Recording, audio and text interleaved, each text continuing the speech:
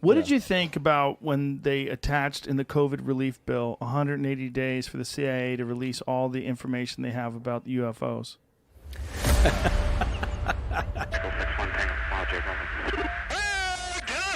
But the Pentagon admits it doesn't know what in the world this is, or this, or this.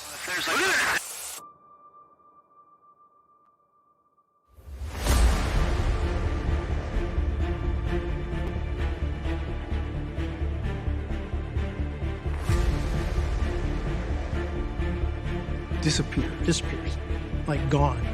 Head count, head count. Anybody here, living or dead? Head count.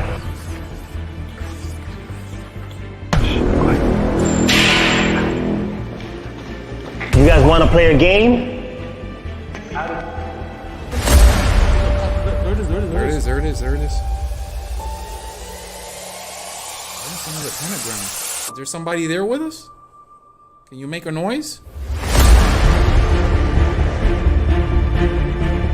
What's going on, Alpha fans? Urban Exploration 101 at Port Everglades Hotel in Naples, Florida. Always remember what I taught you. Backpack and plenty of water. What's going on, Alpha fam? Welcome to the episode. What's going on, guys? Welcome to the Staying Alpha stream, guys. Today we have something different, right? Just straight up conspiracies, UFOs, talk about the supernatural. Will cryptocurrency be that new one world currency? But either way, guys, I know that we started 10 minutes late. So we have Night Watch. If that's not enough, we have El Shib as well on here. And if that's not enough, we also have Hank Dank on the stream, guys. Right. So bring your tinfoil hats, everyone. Bring them in because this stream is going to be very, very different. I'm not expecting to have a lot of people on this stream because it is just something quirky. But either way, guys, as you saw the intro video, we're going to be talking about mostly the UFO, on what is going on right now with the Navy and the government releasing information, all the way to Marco Rubio that is trying to actually get this information declassified so he could actually obtain more info on what's going on with the airspace. Then I have Night Watch on here. Me and Night Watch have done a couple of videos before. Night Watch does urban exploration. And Shib, what is it that you do exactly? So I actually run three podcasts. One podcast I run is called I'm Gonna Need a Beer Podcast. It's a true crime and horror podcast that I do with one of my friends. Her name's Mia Mack. Currently under hiatus, but we're working on basically rebuilding and revamping it up. But I have two active podcasts that I currently do. That's going to be the Weekly D podcast, which I do with my co-host Danny G. And then I have one called Accidental Chaos, which is basically it's like literally everything you can think of when it comes to like pop culture, anime, anything that comes with like nerdy stuff, like we do it. And that's with like Spencer H, Chris Banana Man Bowen, and Bleezy Blake.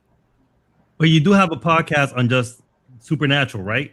Yeah, just on the supernatural. That's one that we really touch. It's basically horror, supernatural, and true crime. And that's the big one. I'm in the beer. And Night Watch, for the ones that haven't heard about you, what is it that you do? I do urban exploration. I do seldomly do I go and follow up with the paranormal stuff, but urban exploration and paranormal stuff go hand in hand, because if you're a ghost, where are you gonna hide? You're gonna hide in an abandoned place where nobody finds you, because that's what they do. Unfortunately, a lot of these places that we go to and do these explorations, we always come across some sort of activity, so we follow through with it and we check it out.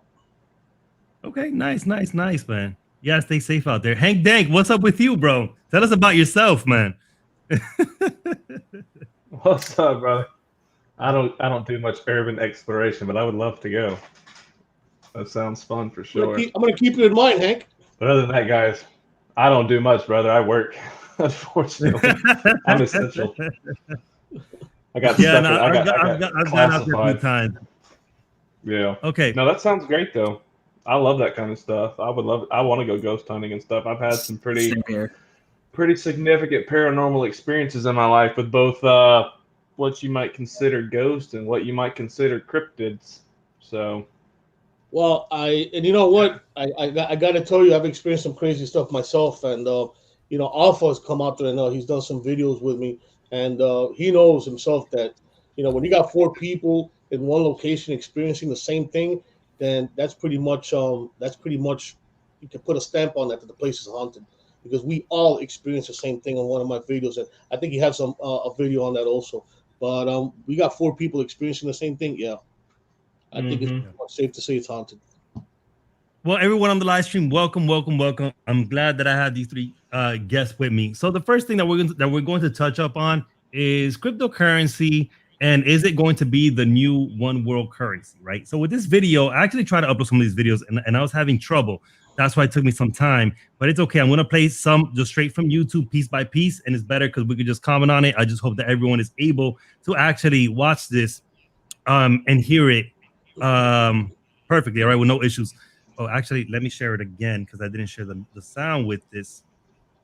But here we have Joe Rogan talking to Adam Curry. Let me play this clip. Online shopping use Visa. This is why Silicon Valley is competing with the U.S. with the Federal Reserve to be your bank. Yeah. Everybody wants to be your bank, baby. Everybody wants it because that's when they control you. But that's also when you get loans at negative interest rate, so they actually pay you to take the loan, which you could pay off your student loan. This is going to be. You're scaring the fuck out of me. No. This is what you wanted. You wanted universal basic income. Here it comes. This is going to, and by the way, it's going to work. This is the crazy thing. Now the control will also work, but the economy will be. I don't know what's going on there with his eyes. By the way, he's thinking, guys. I think that part will really work. But let me tell you, the apocalypse is coming, and you're going to need a Bitcoin, at least one. Are you a Bitcoin salesman? No. I was very anti-Bitcoin. Really? I was very anti-Bitcoin until I sold a shitload of them at like $900, and I could have really made a lot of money. Yeah, I got them for nothing. People just gave them to me in the beginning, and I denied it. And then when you look at 10 years, I'm like, okay, I don't fuck all the altcoins and all that stuff. That's what I was going to say. I don't give a shit about that. But my thing is, right, he says, fuck all the altcoins and all that stuff. Bitcoin is not going to be that token, right, that coin for daily usage. So he is comparing fiat, right, how they're controlling you, how it's going to go down, and in the apocalypse, you do want the Bitcoin. I get it because it's worth a lot of money. What's your opinion on that, guys, on what he's talking about? I think my opinion on it would be basically like when it comes to like owning the Bitcoin, right? Like, I think it's easy to say for people who can afford the Bitcoin.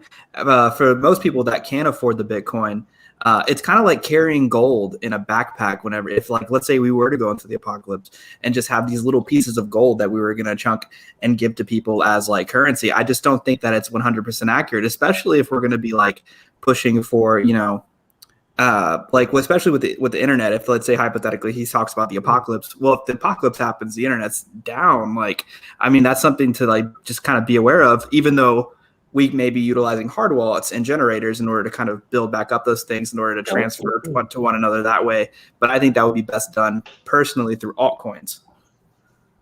I think if it comes to a one world order apocalypse of restrictions, I don't think Bitcoin or any altcoins will really help you out.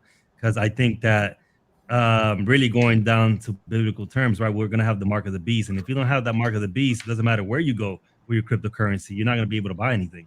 Good point. I think I'll help you. Hopefully it's not a zombie apocalypse because we're not going to be able to trade with them. Period. Maybe it's aliens that need gold. But as far as the mark of the beast, I just got my shot yesterday. So if that's the mark of the beast, man, you're already uploaded, man. Yeah, So hopefully that's not it. But anyways, but actually, now you hit it good because it's like are we talking about the mark of the beast? How they're saying that COVID-19 was really just an experiment to try to control us, right? To see if it will work. What's your thought on that? Well, you gotta look at where COVID-19 originated from, and you gotta realize that all the fingers are pointing to Fort Detrick, which is a military infectious disease base.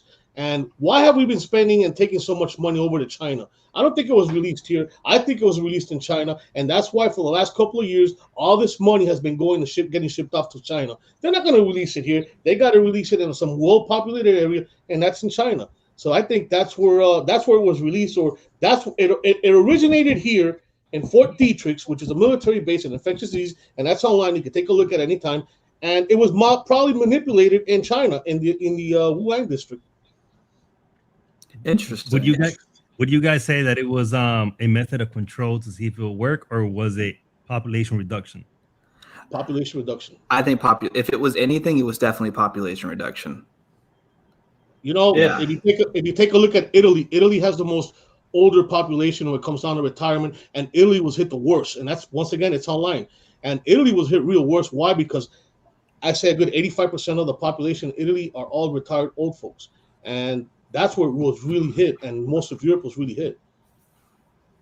Mm-hmm. I'll say if it was some global mastermind. You gotta put on your tinfoil hat, bro. You gotta throw the hat on. Tinfoil hat. Yeah, that's I know this is a crazy conversation. Speaking in absolutes. Put on your thinking cap, Hank. Put on your thinking If it was some global mastermind black hand conspiracy to reduce the world population, yeah, I could buy that. But maybe I'll be the voice for a little more level headedness on this one. I think kind of worked.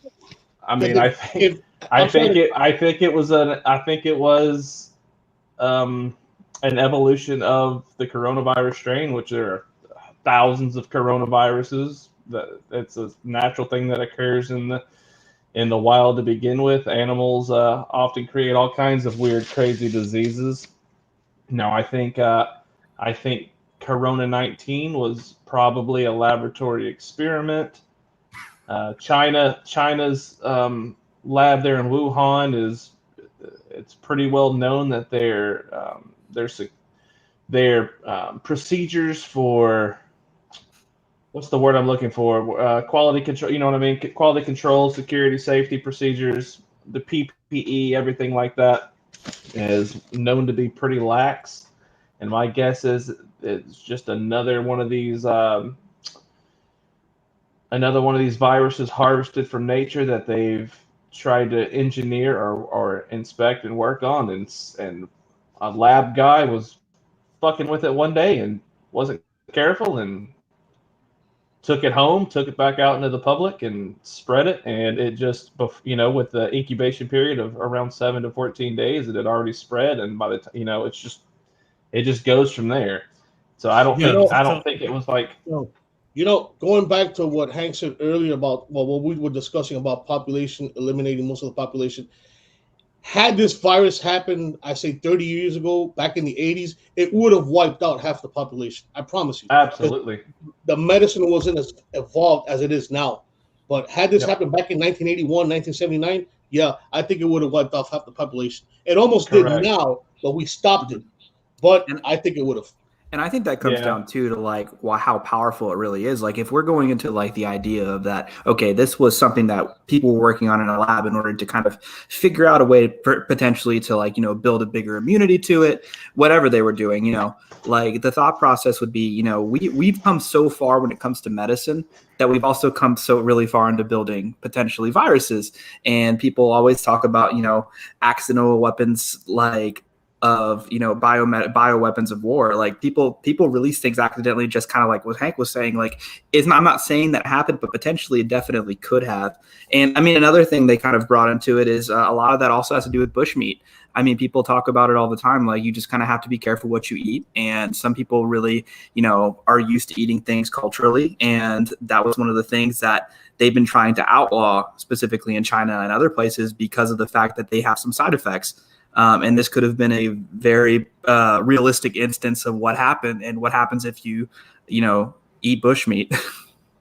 Wow. And to touch up on that just real quick, because that's I want people to realize this kind of shit, as crazy as it seems, it's not as far out there as people think it is. Just a prime example, and I wish I could remember what this disease is called, but there's a very real case where a group of researchers were going to inspect. They were going to go get some bats out of a bat cave, and they had went late, right at, I think it was dusk, right at dusk, and there's millions of bats in this cave, and all these bats, they were getting up to the cave. All these bats exit the cave right before nighttime, right at dusk, and as they were flying out, there was millions of bats, and they shit all over these people.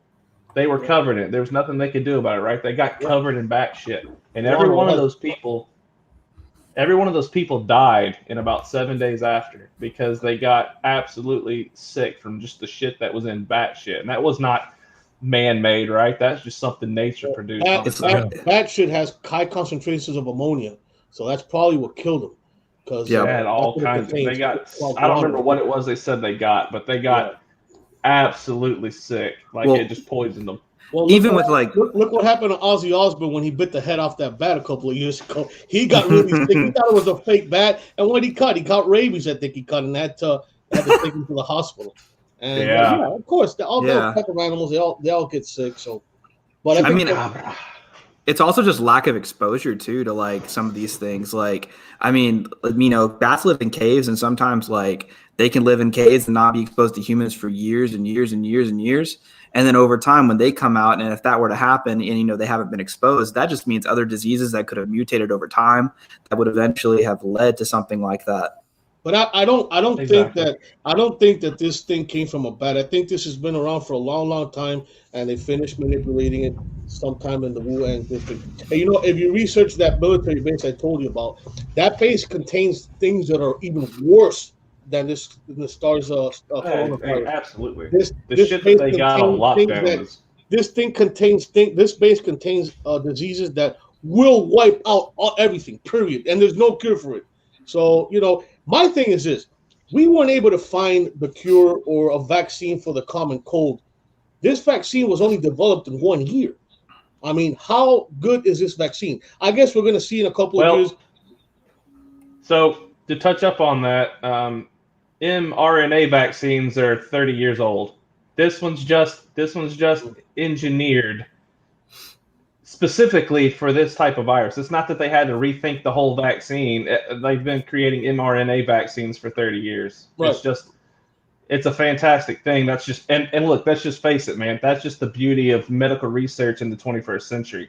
Right. They've done the work, right? So they get to reduce the time to learn how to create these types of vaccines. But I understand where you're coming from. Don't get me wrong. But I have the I'm fully vaccinated. I was not scared to get it at all, and that's just because I understand the science behind it. Well, the Pfizer vaccine, I think just got FDA approved. I'm not, correct me if I'm wrong, but I mean that's scary. No, you're right. They just approved. The FDA just approved it. So they said, and a lot of people say, well, they just launched this as an emergency thing, which is fine. But these vaccines just got FDA approved, and that's scary right there. Yeah, agreed. These particular ones for the coronavirus, for sure. And yeah, I get, it is. But at the same time, an mRNA vaccine doesn't inject you with anything other than the blueprints for your own body to create its own antibodies. It's just injecting you with the blueprints. It's genetic. It's all DNA shit. It's crazy. I get it. Believe me. You said the magic word DNA. This thing doesn't go right into I get it. It goes right into your cells. This manipulates your cells and the DNA. This doesn't affect your blood. It has nothing to do with your blood. Cigarettes manipulate your cells at a genetic level too. You're absolutely right. Yeah, you're absolutely right. All I'm saying is I got the Johnson & Johnson vaccine. Like I got the one, and don't get me wrong, I'm fine. I mean, my third arm is like starting to kind of like move, but like everything's been pretty okay so far. Did you grow an extra testicle? Oh man! Extra arm, maybe a claw. My thing is, guys, right, is the same way that they have engineered that monster-looking thing that washed up ashore, the same way that we have the chupacabra, right? They do have labs out there that they do all different type of crazy shit, right? I can tell you a crazy story about that. I'll let you go, but I'll tell you a little quick. Yeah, my thing is, I agree with you, Hank. It could have just happened, right? I completely agree with that because the way that those markets are set up in Wuhan is completely nasty. It's just like animals on top of animals on top of animals on top of animals. So when the top animal shits, all that shit just runs down onto the cages, right? And then you got people that just buy these animals, eat them, and it's why are they selling all these exotic animals? I don't know, huh? Go ahead. I don't think that's how it spread. I think it came from the Wuhan lab. And the guy that got it was sick. He went to the damn food market and was eating a dog or something. I shouldn't even say that because I don't know what he was eating. But he was eating some kind of bush meat and probably coughed on the person that was cutting the meat up for him, and it just spread from there, right? Wow. I just think about Planet of the Apes, like the very end of it, like from the new series, where he sneezes and he sneezes on that guy at the plane, and then everyone's infected just like that. It just takes one. They never explained what that was. Was that I think that was a disease that wiped out most of humanity and which was lab grown and created. Exactly. Right. You know, it's funny, but when you take a look at some of these movies, like pandemic movies and all these other movies, were they preparing us for this? I mean, was they trying to read? Were we supposed to read between the lines? That's very true. Actually, what you're saying. Think about it. I mean, were they saying this is what's going to happen? I mean, it's almost like a movie scenario what just happened. So a lot of these movies, were they actually preparing us for what was going to happen? I mean, I don't know. I mean, yeah, that's crazy. No, but you know, though, I think you're absolutely right. Hollywood always wants to predicts what's going to happen, right? In somehow, some sort of way. Right. But also, don't you guys think that there was just a lot of FUD, a lot of scare on mainstream media? Because I was looking at videos on YouTube in Wuhan, just how police went into people's houses and went inside people's apartments and condos and just snatched people out. Like, I don't know if you guys watched that, but there were some crazy ass videos. Yeah. So I think there was a lot of fear as well that the mainstream media put out there. And of course, this goes down to George Soros and everyone else that controls the mainstream media. But you can talk to anybody that's a biologist that works in that kind of field, and they tell you, like, people don't realize it, but they literally deal with it. This kind of shit happens all the time, every day. It's just kept under control. COVID-19 just happened to go rampant. It's crazy regardless, but at least, hey, look, everything seems to kind of be settling down now. We're getting back to a more normalized way of life. Finally, it's not over, but at least we're heading in a better direction, right? We're getting there. Yeah. It's not perfect, but it's definitely, you cannot argue that it's not as bad as it was this time last year. No, actually, 2020 was just a horrible year for everybody, I think. Yeah, horrible. It was a nightmare for everybody. Yes, sir. Yeah, let's get into the cryptids, man. I like the cryptid talk. So you were talking about chupacabra. I got my little chupacabra right here, ready to go. Made in the laboratory. Oh, hey, he's got the VV. You know, I don't even want to talk about the stupid VVs. Anyway, Before we wrap it up, let's go back a little bit, right? On the Joe Rogan video that I was actually showing. I'll be done with that video. By the way, guys, if my channel gets shut down, it happened here. I just want to let everybody know that on the stream. It happened here. I don't think that's gonna happen. If it gets shut down, you know why. I'm protecting my brain waves now.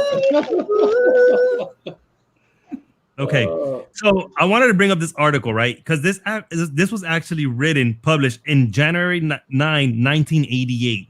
Get ready for a world currency.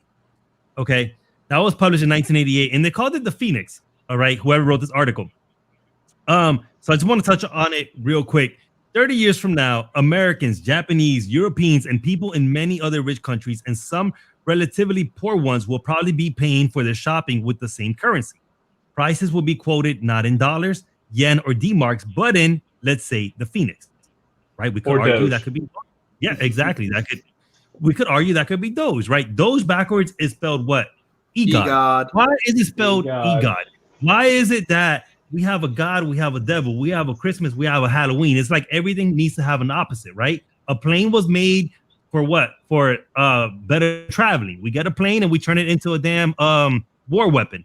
It's like same thing with a truck, same thing with a car. Everything that we get for good, we get it for bad. So Dogecoin, right, that is supposed to be for good. Why is it called EGOD? Why does it need to have that name? I never understood it. You guys have opinions on that? Well, can I just say something? Doge spelled backwards is EGOD, but if you spell Dogecoin backwards, it's Noise God.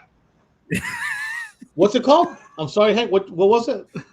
Noise God. Like noise God. So it's Noise God spelled backwards. So think about that for a second. Anyway, that's my tinfoil hat thing. Okay. So let's say, right? You know what's? Go ahead.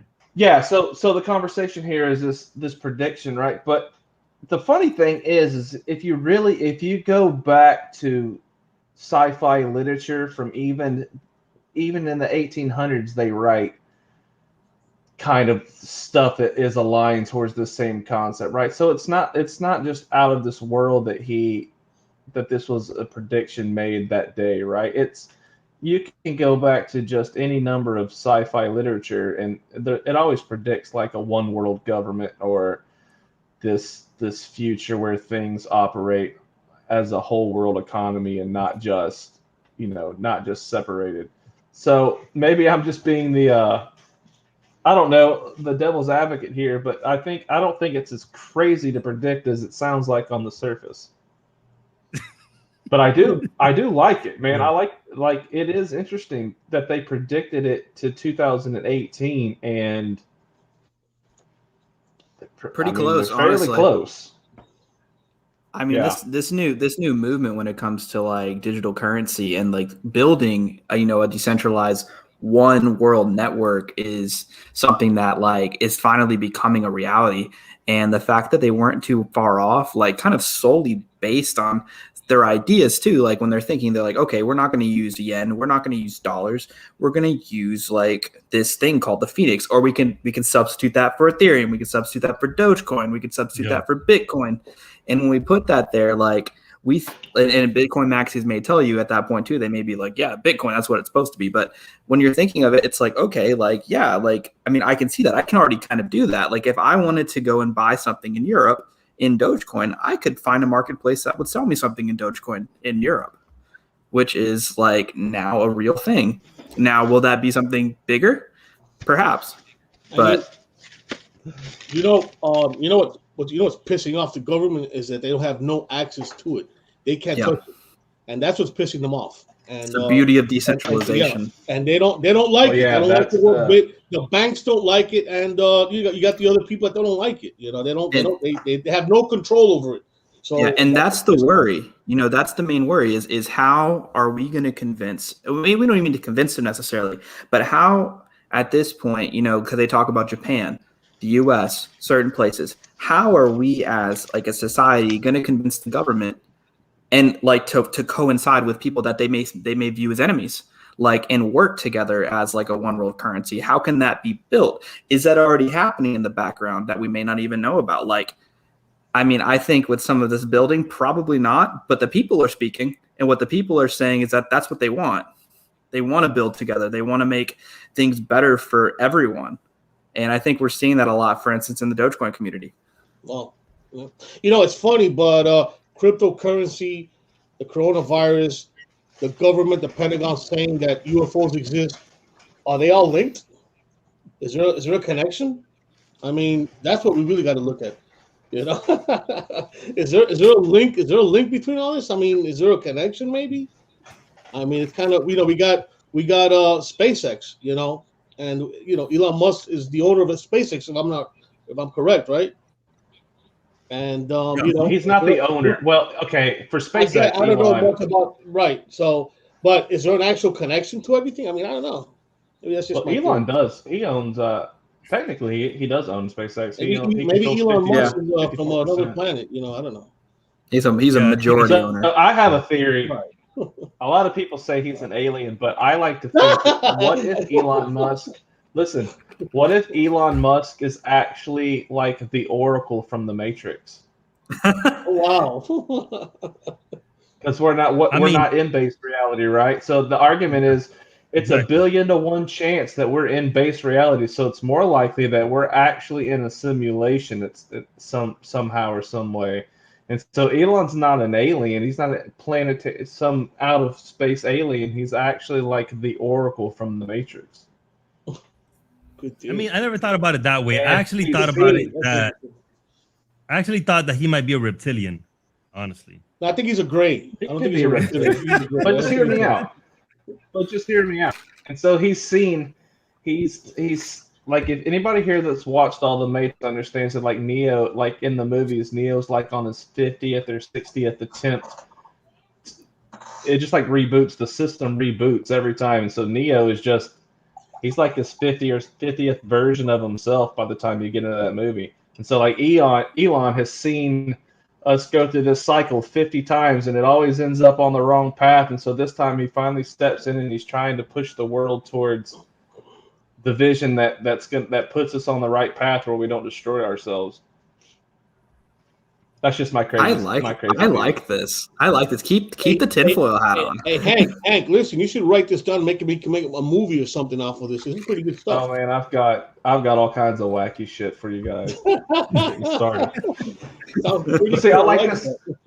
So I like this article though because it says a one world economy, right? But does it anywhere in here say that it's controlled by a one world government? I mean, let's keep on reading. Let me see what it actually says.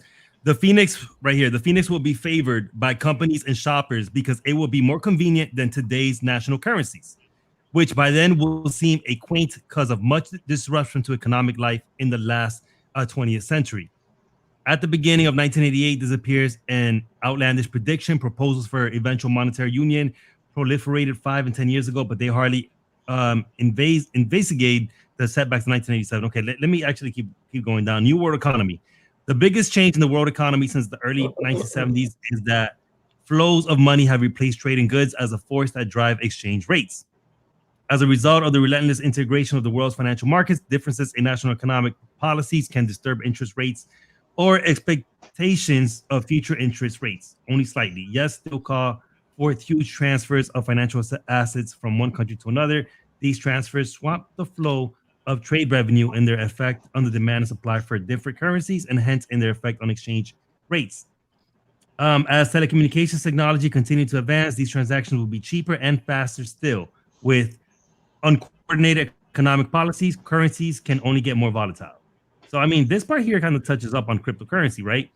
As telecommunications technology continues to advance, these transactions will be cheaper and faster still with uncoordinated economic policies, currencies, and get only more volatile.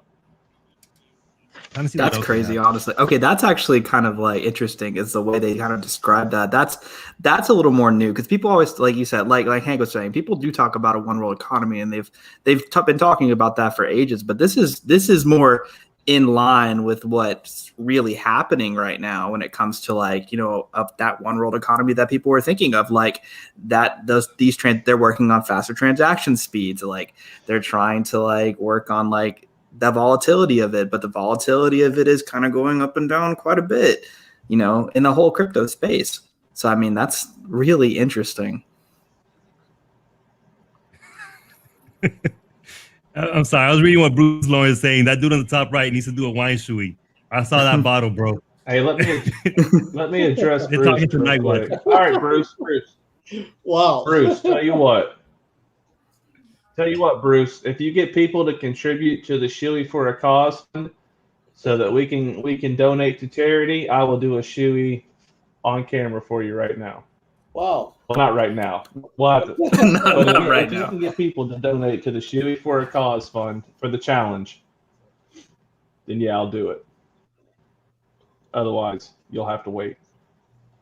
So anyway, yeah, I like that. This theory is really interesting, and I think their prediction was pretty good. Oh shit. My camera may be dropping off. Yeah. Yeah, it's a cool little photo of you though. I like it. It's like an action shot. Oh man. Don't worry, mine does that all the time when we're podcasting. Like we don't put the video out, but I'll just lose it. It's called the glitch in the matrix. They don't want him to know about the simulation. Yeah, exactly. We need an abduction dance. 3GP, man, thanks for that $2 super chat, bro. Let me give you this new dance, bro. A special thank you from the heart. That was beautiful. The Batman. Yeah, Hank froze up, guys. Hank should be right back. I'm gonna add him back to the stream when we actually get him back on here. Okay, and he is back actually. Perfect. Okay, I had to switch to my cell phone as a hotspot because this stupid man. I don't even want to talk about it. This internet's trash. But anyway, I think it was Elon. It was probably Elon. It was Elon the Oracle trying to stop you from it was letting Elon them all because know. I had to cancel space. I had to cancel my Starlink order, and I'm absolutely upset about it. So one last thing before we wrap up this conversation, right? The Phoenix Zone would impose tight constraints on a national government. There will be no such thing, for instance, as national monetary policy. The world The world phoenix supply will be fixed by a new central bank, descended perhaps from the IMF. The world inflation rate, and hence with the narrow margins, each national inflation rate would be in its charge. Each country could use taxes and public spending to offset temporary falls in demand, but it would have to borrow rather than print money to finance its budget deficit. With no recourse to the inflation tax, governments and their creditors will be forced to judge their borrowing and lending plans more carefully than they do today. This means a big loss of economic sovereignty, but the trends that make the Phoenix so appealing are taking that sovereignty away in any case. Even in a world of more or less floating exchange rates, individual governments have seen their policy independence checked by an unfriendly outside world. I'm going to wrap this up here because it's pretty. This article could get pretty lot. lengthy. Yeah. Be right back. Interesting. Very interesting. Now, one thing that I had asked Hank, right, with this blockchain. Let me remove Hank for now. With this blockchain, right, there really is no privacy, right, Shib? Nightwatch is not into cryptocurrency, but where is our privacy with the blockchain? Because the blockchain is supposed to be public, and you could just go in there and basically see all the transactions that were made, what transfers were made. So I would love to see some type of privacy onto a blockchain, because yes, blockchains, crypto is supposed to be decentralized, supposed to be public, but at the same time, if we're trying to use Dogecoin as peer-to-peer currency, I don't want people to know that I'm going to 7-Eleven at a certain time. I don't want my exes or my wife to be checking up on my bank accounts, right? Or my employer. So that's the only thing that I do not like about blockchains. I feel like there has to be some sort of privacy when it comes to blockchains, because even now, people can't. You just can't log into my debit card and see where I'm going, right?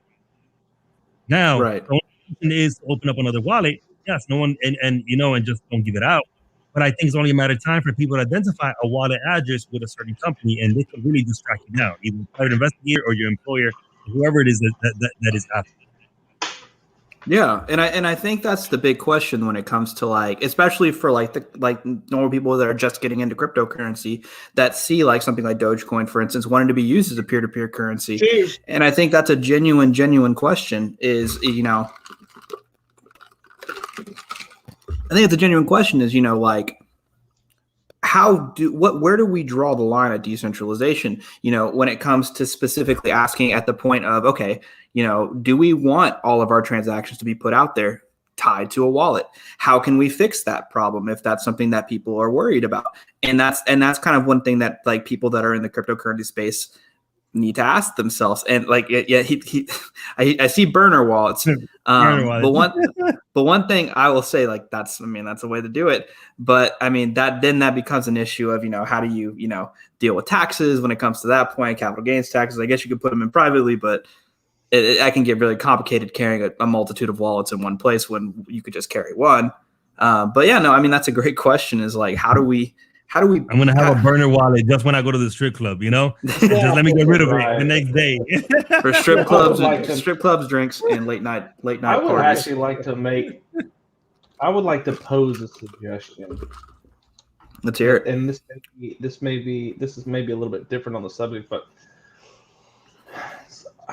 can we look up how much it costs the government to create dollar bills every day? And so I imagine that's not cheap. And it's not the government anyway, it's the Federal Reserve. The Federal Reserve prints dollars. It's the bank, right? I get that they kind of go hand in hand, but it's the Federal Reserve that prints money. And so maybe the solution here is to have a middle grounds, right? Where as cryptocurrency, because if you dodge your taxes, right, that's the thing. It's just a fact. They want their tax money, and they'll get it.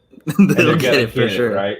They're gonna get it, and so maybe it's just the better solution is just pay your taxes. And so maybe in the future there's just kind of an agreement where we go to cryptocurrency, but we pay less taxes because we're offsetting. They're no longer having to print money. I'm sure there's other angles to this as well, where it saves spending on their end, on the government's end. I couldn't tell you exactly all of those off the top of my head, but you know, printing money for one is one of the first ones.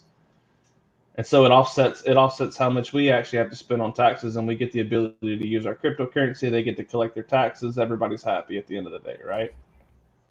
Because I promise, if we just try to make it where we're not paying taxes, they got bigger guns than we do. And so if we want this to be, if you want this to be like a peaceful resolution where everybody wins, paying your taxes is probably going to be the smarter choice. That's just a question I'm posing. Well, I'm beginning to see the whole big picture now. So we're going to wrap up this subject right here because we have other things to move on to right now. Okay. But Hank Dank, we have a special guest, man, coming into the stream right now. Everyone, we have a special guest on the stream. Let me go ahead and bring in Bruce. Oh, Bruce, What's going on, man? Let's go, Bruce. Where's the shoey, brother? I don't know, man. I got an old shoe somewhere. Tell you what, you do a shoey, I'll do a shoey. But we're gonna do it for charity, so I'm gonna hold you. Yeah, I'm all right with that. Who's the dude in the middle? He's got to do a wine shoey. I saw his bottle, man. You can't hide, bro. Me and Bruce are like arch enemies. Oh, I love you, Hank. We ain't enemies, brother. Yeah, I love you too. Not enemies, we man. need each other. actually, it's not that much. It's not bad wine, to be honest with you. It's a pretty good wine. I can't see the label, unfortunately. Hold on, let me see if I can. Yeah, I can't see it either. There's too much glare on there. That makes it worse. You just introduced the worst player. Yeah, we're not gonna be able to see that. No, you're not gonna be able to see it. That's all right. We'll take your word for it. We got Bruce on here. This is awesome. Yeah, first time, huh? What's going on, everybody? Yeah, first time we What's get going on, Bruce? What's the next subject? We getting the What's cryptids, man. I like the cryptids. The cryptids, Rake Monster, Slenderman. Yeah, the cryptids, man. Chupacabra. I want to tell you, that's not just the only one. There's a lot of them out there, and I'm sure Steve. I'm going to tell you a story about one. I want to tell you a quick story about one. And so, I live in East Texas, and a local cryptid one that we have is called the Sabine thing. It's the Sabine River, and it runs all the way down to Mexico.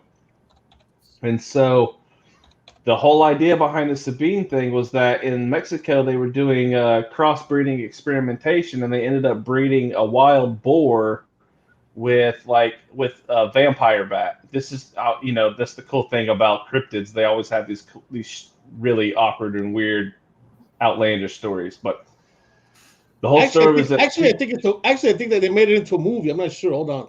I think that they may have made that into a movie. I think there's different concepts of it, but what I had always been told is the Sabine thing. Some people kind of consider it like a Bigfoot thing, but we call it the Sabine thing, and it's the crossbreed between a wild boar and a vampire bat, and it can stand on its hind legs and legs and shit. Well, anyway, we had been hearing this story a lot back in 2007, 2008, actually maybe a little bit before that, but. Me and my buddy, I live out in I don't anymore, but currently I used to live way out in the deep woods, close to the Sabine River. And I have my house is on top of a hill, and there's a large slope on the back side of the house that goes down on a big open field. It's about 2 football fields in length. Big open field, about 2 football fields in length before it hits a big, large tree line. And the grass at the time was grown up to the top of my head, actually about chin level. Really, the grass was about chin level all the way across. Imagine like a hay field, right? If anybody's ever seen a hay field when they let the grass grow, it usually gets about that high before they cut it. So anyway, we had this dog, and it was all the way back at the end of the tree line, and it was barking over. It just would not stop barking. And we finally went outside, and we took a spotlight, and we were shining it across the field, and it hit a set of eyes. And my buddy was holding the spotlight, and I reached in the door and I grabbed my rifle, and he still had the eyes in the spotlight. They were mad. It was crazy. How, everybody's ever shined deer, like deer's eyes and headlights, that just reflects back real bright. Mm-hmm. And so he's shining the spotlight on this thing. It's almost 2 football fields away. I turn around, I grab the rifle, and I'm going to run down the hill, and he loses the eyes on it. Well, I'm running down this hill. It takes me less than 10 seconds to get to the bottom of this fairly steep hill.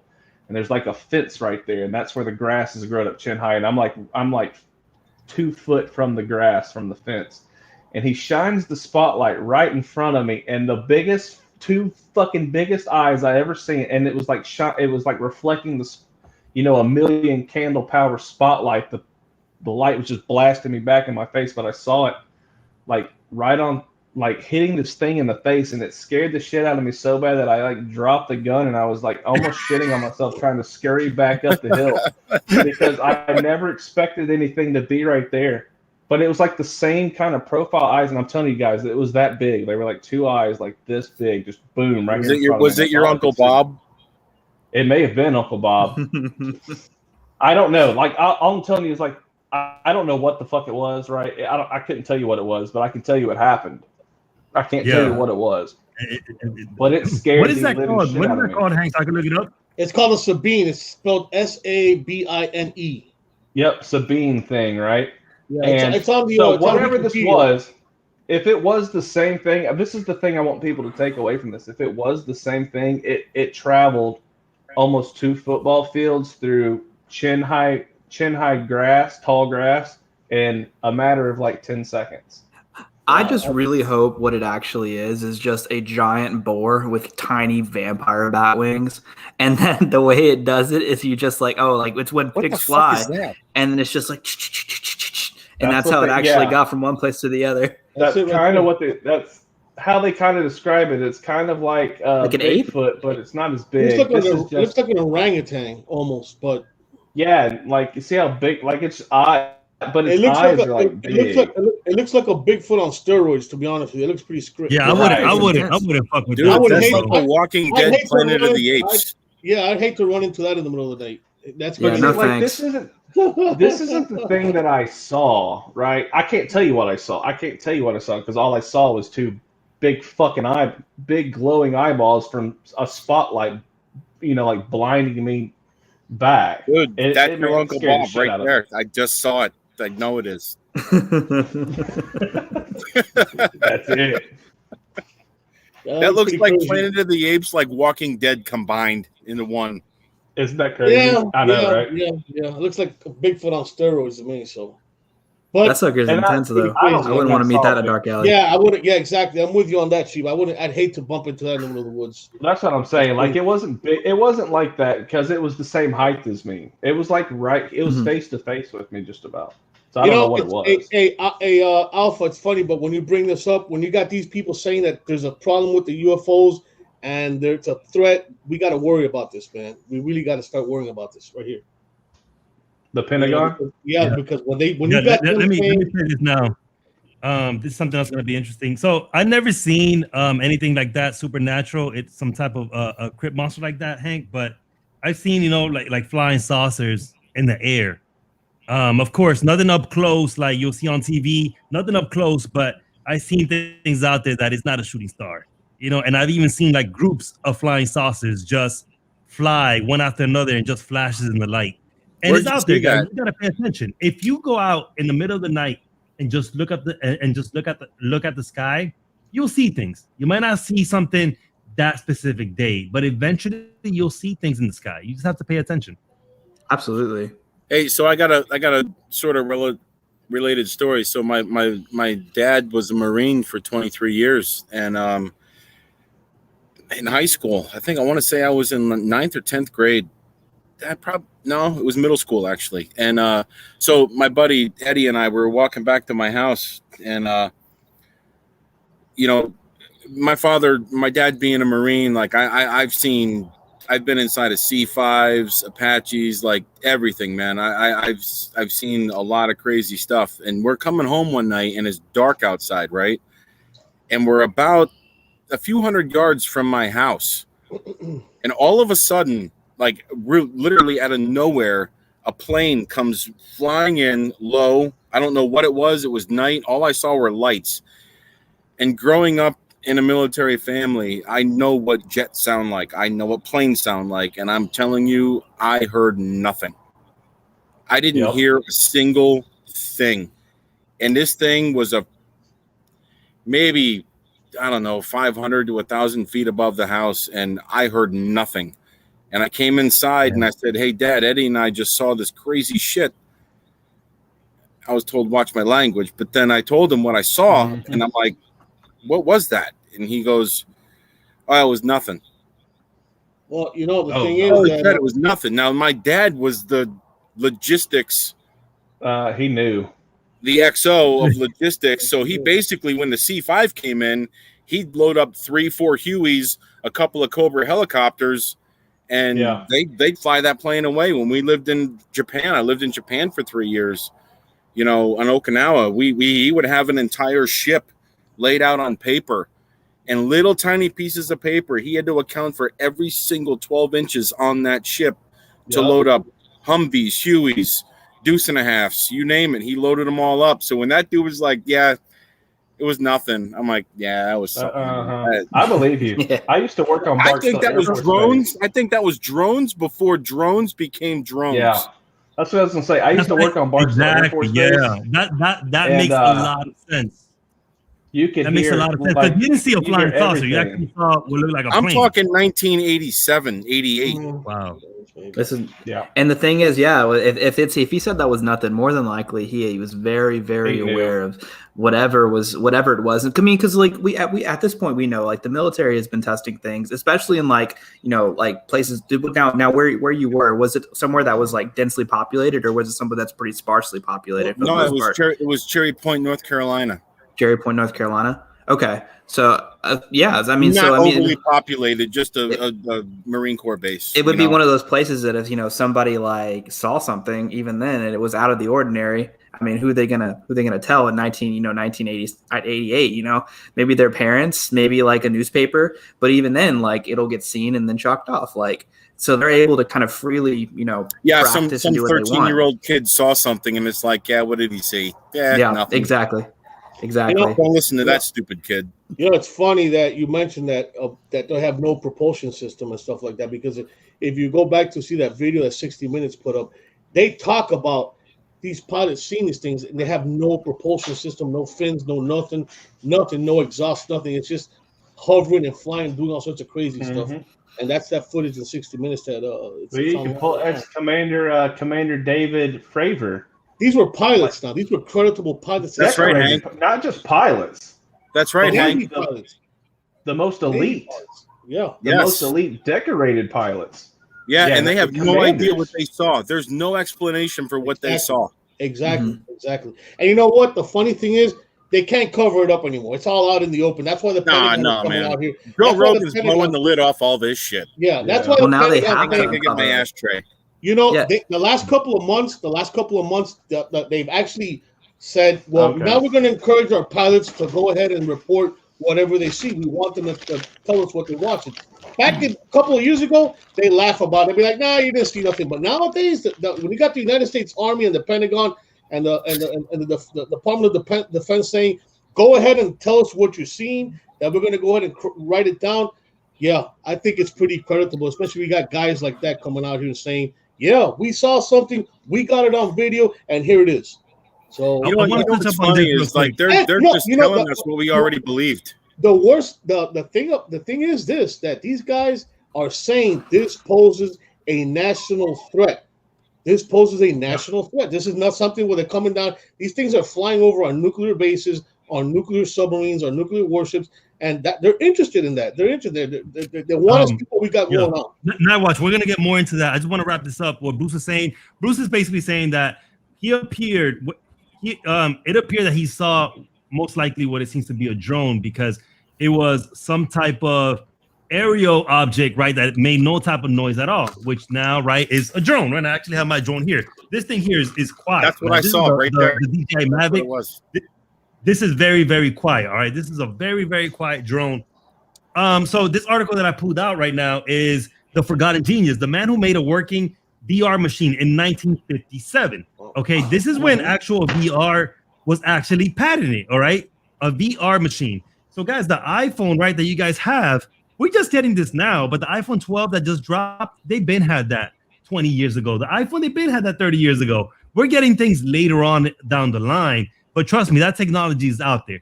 However, flying saucers that move at lightning speed, I do not think so. All right, we are definitely not there yet. So let me play this video that I'm going to be playing out on YouTube, guys, about the Navy ship that observed flying saucers. So let me bring that up now. Is this the Roosevelt? USS Roosevelt? I believe so, because the Navy pilots. That was stationed out in California. Well, there's two. There's two situations. Okay. So let's watch it. So Yeah, let's watch let me play this one, and then I can bring up the other one.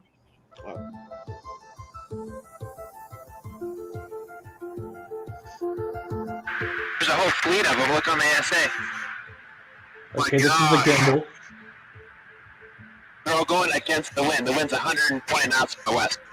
Look at that thing, This dude. is what they call the gimbal because it rotates on its axis, but it's staying flying in the same path in the same direction, and then it disappears.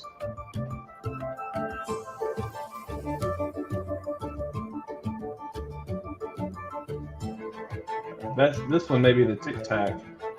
I don't think this is the Tic Tac UFO. Wow, this one may be the Tic Tac. Look how this thing tumble.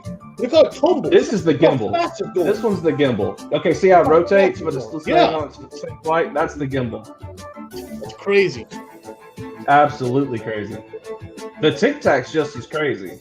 Can you imagine what's going through those pilots' mind when they see something like that? I can only imagine. Well, they're in engage mode, so they're engaging it as a tactical. Of course they would have. Of course I would have. Anybody would have. Of course. Yeah, they're doing what they're trained to do, but at the same time, it's like when they go in and they debrief, just like they're like, what in the they can't even debrief because they don't know how to explain the situation. Like they sound like they're absolutely being insane when they do it. But yeah, the Navy pilots, they're just trained on a whole different level. So when they approach that situation, they're like, what the fuck? But at the same time, they're going from A to Z like they're trained, right? It's just something they train every day, so they're ingrained how to do it. But can you imagine being somebody like that that's decorated, has been doing this for 20 years, is where it's literally like we tie a shoe, they fly planes and handle these missions, and then you experience something like this that you cannot explain in all of your years of experience. Like,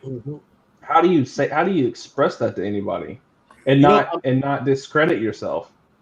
I'm not going to forget what one of the pilots said, that when they were getting interviewed on 60 Minutes, they said that these things were as big as their planes. These are not little things. These things were as big as the F-18s that they were fighting. And going back to the drones, I don't think these are manned ships. I think these might be drones that are being sent from God knows where to check out what we're doing. I mean, that's what I think. I think these are drones that are being sent over here, and they say, okay, we're going to go ahead and scope this out, and we're going to go ahead and strategically map this out and see what they got going on, so we could take it back and analyze it, and and then figure out what the Earthlings have going on. I think these are drones. I don't think these are manned alien ships. I don't think they're manned. I think they're drones. Have you seen the other videos where Joe Rogan had this stuff on his show? He had a dude on there from the Navy, was a pilot, and they showed video where this thing goes from here to here. Yeah. Like, drones don't do that shit, bro. No, they don't. But they're a more advanced civilization. That's what's scary. That's what they're worried about, because we don't have nothing like that in our arsenal to countercept what they got going on or wherever this is coming from. So that's what's funny is that we assume it's an automatic threat. How do we know? I was just going to touch up on that when you asked that, because like he was talking about a minute ago, the Pentagon saying that these are threats, right? But why, if it was such a threat, why don't they treat it like it's an actual? Like, I feel like if they were going to treat it like it's a threat, we would all know at this point that it's a real threat, right? So, well, that's the thing, because when it comes to government and fear, they don't like to match the two. Like, the one thing that the government that definitely tries to do, and it's not just the U.S. government, but other governments across, the last thing they want to do is instill fear in the people, because when you put fear in the people, you lose control. And I think that's one thing that people don't tend to realize is a lot of times, and that's why they hide a lot of these things. And even though, with you? Can I disagree with you? Yeah, 100%. I would like to say that the government loves to instill fear, and that's how they keep control. I think that's a fair point. Agree with that. I think it could be a good mix of both. I mean, I think that. I never thought about it that way. That's a good theory. That's a good bro. theory. That's a pretty I good like that theory. one. That's a pretty So good my theory. theory is that they've been in communication with them forever, and like they know they're not an actual threat, and so they don't upgrade the threat level of aliens like coming and destroying the planet because they know that's not the case. They're in communication, but at the same time they're like, well, the average everyday person can't handle this kind of information. Shit would just go fucking pear-shaped instantly. And to be fair, they still haven't technically like even confirmed anything about live. Well, that's my point. Anything. So they slowly leak. So they leak the images of aliens. They leak the concept of aliens. We get movie with benevolent aliens. It becomes ingrained. Dude, they're in leaking shit. They're leaking shit that we already believe in. Like, what are they showing us? Like, thank you for finally proving we all knew what you already knew. Well, we've known that we've known that forever. Come on, man. Like, thanks for the footage. We've already seen it. We already don't believe we're the only people in this universe. No, it's being ignorant. It's improbable. But let me explain something. One second, guys. 1 second. Let me get to 1499. Thank you. There was an alien in my house last night. Alien belonging to a foreign country or nation. Nicaragua is a foreign, right? Yes. I love Bianca, man. She has some funny shit, man. I was just about to say, isn't somebody else in this chat claiming that they're Nicaraguan? Thank you, Pandora. Like I said earlier, if everybody just does what I say, the world will be a better place. Thank you. I agree. Or is Alpha still Honduran today? No. I'm from Nicaragua. Yeah, that's Alpha's. Thanks for putting it out there on blast, Hank. Appreciate Bianca for the $14.99. A special thank you from the heart. You get the new Batman. I like Do you make those yourself? I love the Batman. Do you actually make those animations yourself? Yeah, I find the dancing image and then I put the background and the music with it and all that stuff. So the other video you have, there's an intro where you do the VV with the action, the superheroes. Did you make that as well? No, I have a graphic designer. He did that. Dude, you have some awesome shit, man. Really. Yeah, man, it's pretty dope stuff. Yeah. 3GP. They are our owners. Earth is their experiment. The difference is nationalities are us being from different worlds. Earth is their lab. Earth lab. And that comes into the theory that we're all like the theory of being a multiplanetary species is that we already are a multiplanetary species. Yeah, we already are. We've always been one. A special thank you from the heart. The Egyptians came down to the apes, to the Cro-Magnon man, and used Cro-Magnon man as manual labor to create their pyramids, and then like as a gift for all their hard work, they bred with Cro-Magnon man to create what we are today. It's wild. Yeah, it's pretty crazy stuff, but yeah, it's pretty nuts. It could be. What am I watching? What is this? These are the most recent footages that that were taken off of ships. Going back to, I think Hank mentioned something about in California, the ships out of California. I think these were the actual footages. USS Roosevelt. Right. I think they're stationed down in California in the Pacific Sea, but there's also some footage out of Jacksonville, Florida, in the Atlantic Ocean where they mentioned in 60 Minutes. Is this in the water? Is this the water one? This is out in the they're telescoping upward. They're seeing this thing going around, and they don't know a little pyramid. Yeah, they don't know. They don't know what it is, man. That's a scary part right there. Yeah, it's like the UAOs. To me, the UAOs are even more scary. Oh, the ones what is that? It's a light in the sky. Like, what is that? Yeah. But let me ask you this: do you really think this is in the water? You guys are probably going to disagree with what I'm going to say next, right? But I have another theory. I know that we might think that they're aliens, the Greys, the reptilians, whatever creature they are, whatever alien it is that they are. But how about angels and how about demons? I don't think that an angel could just do a Goku, right, and just teleport from point A to point B. They need a vehicle to travel, right? So let's say, can it be an angel that's out there on one of these vessels? Why not? Can I touch up on that? And this is I would love to, because that's one of the theories that I have. But just personally, to me, the argument against that is because, like, when you say angels and demons, typically that ties to one particular religion, and the world is full of thousands of religions. And so, like, what one religion may call an angel or a demon, another religion calls it something completely different. And so, like, it's hard for me to subscribe to a single religion because, like, I can't tell you which one's right and which one's wrong. And aliens could be what they didn't have a name for it, and so they called it angels and demons, right? This is just my opinion. This is not fact. This is not necessarily the truth, correct? But that's just my opinion that, 4,000 years ago, they didn't have a name for aliens, and there might have been benevolent and malevolent versions of both, and they didn't know what to call them, so they called them angels and they called them demons.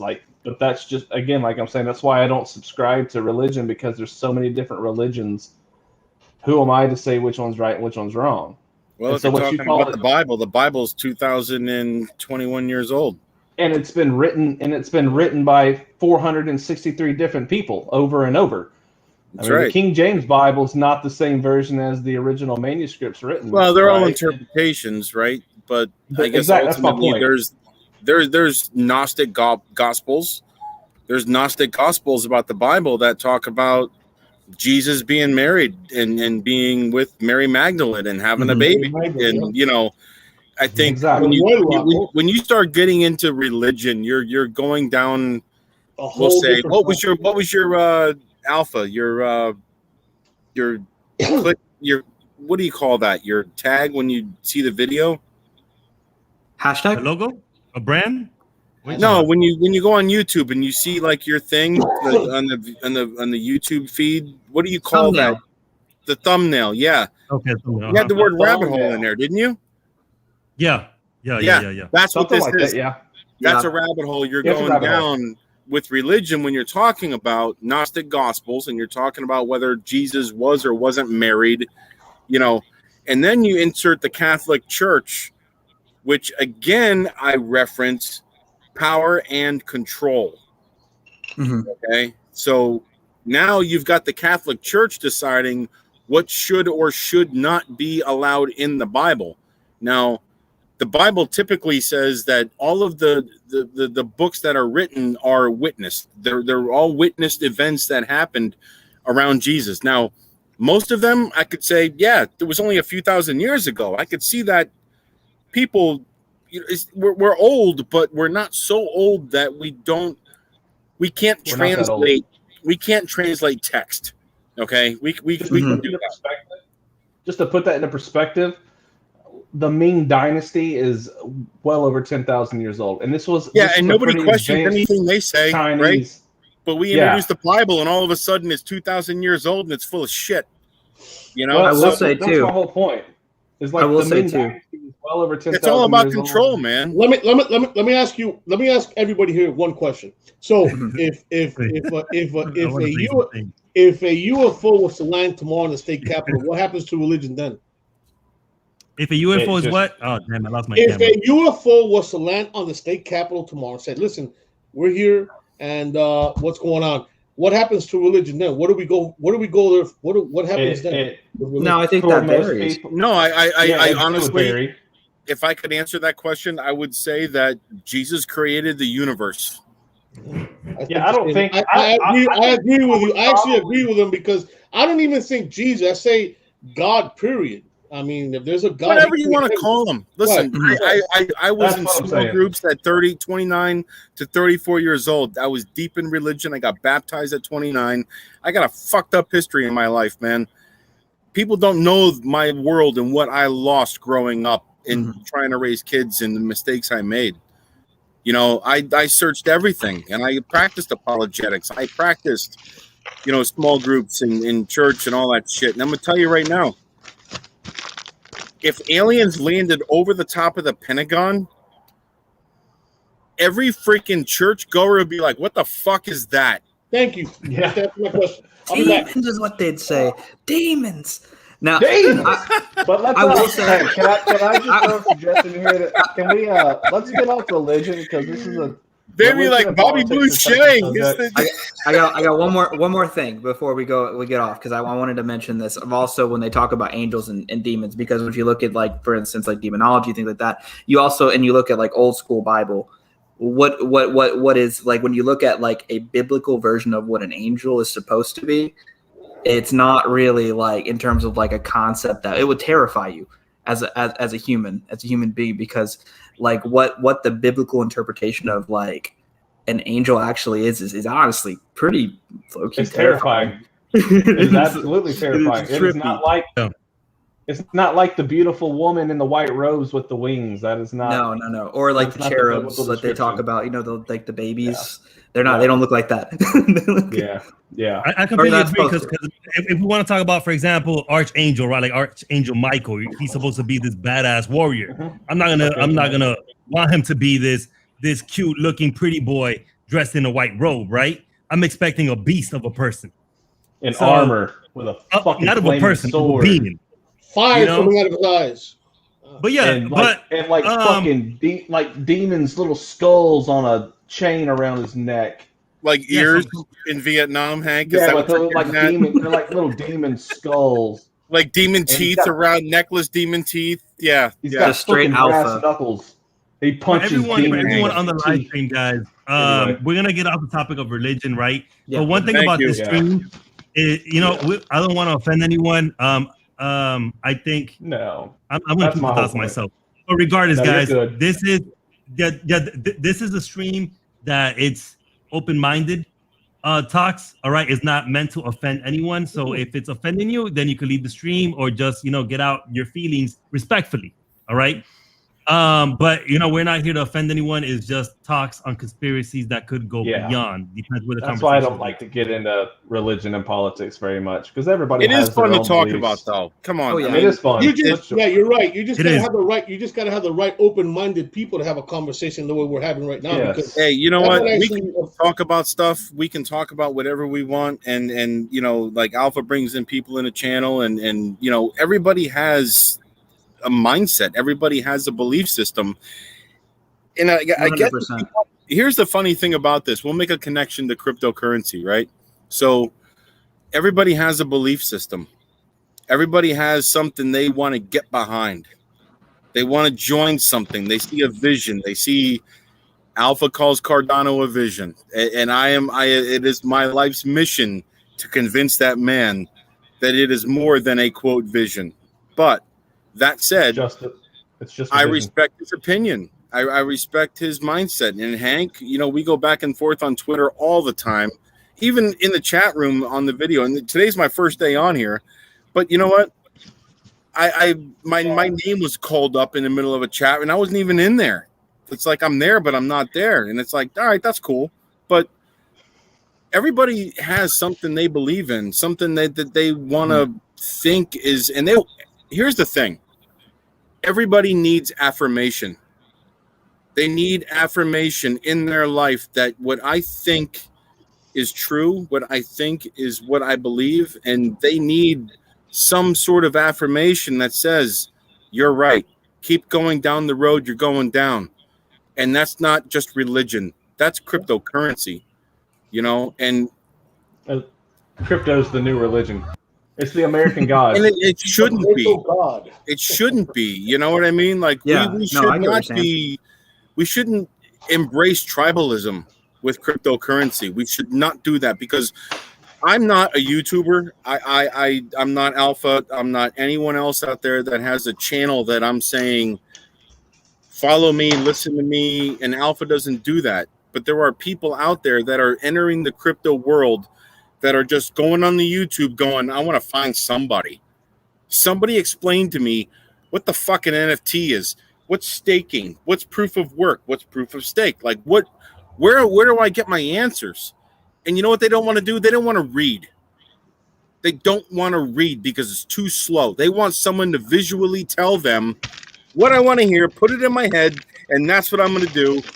And that's what that's all they're going to do. And It's like, unfortunately, they're taken.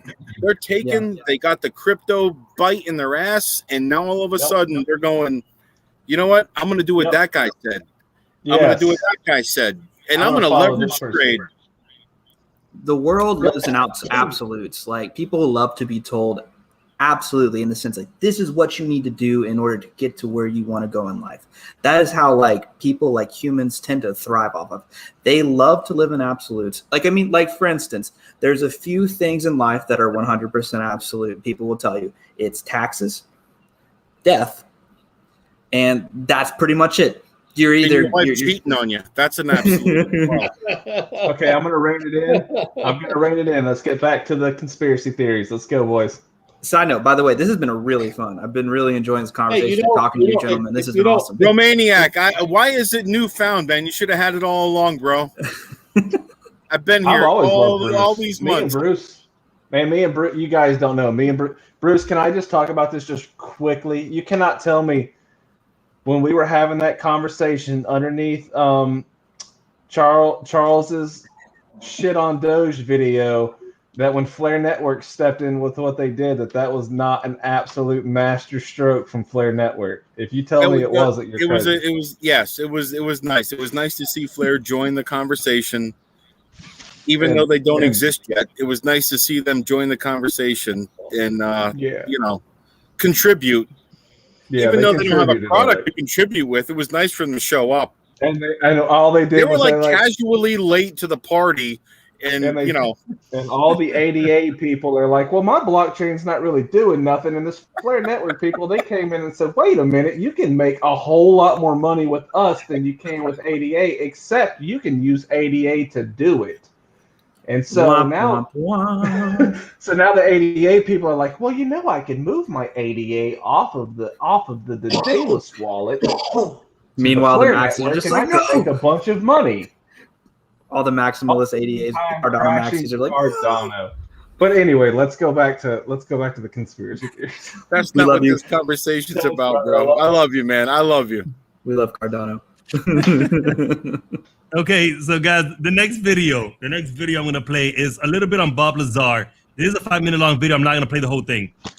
All right, I'm gonna be pausing. First heard your story decades ago. I told you last night we went out to dinner. I've seen pretty much every interview you've ever given.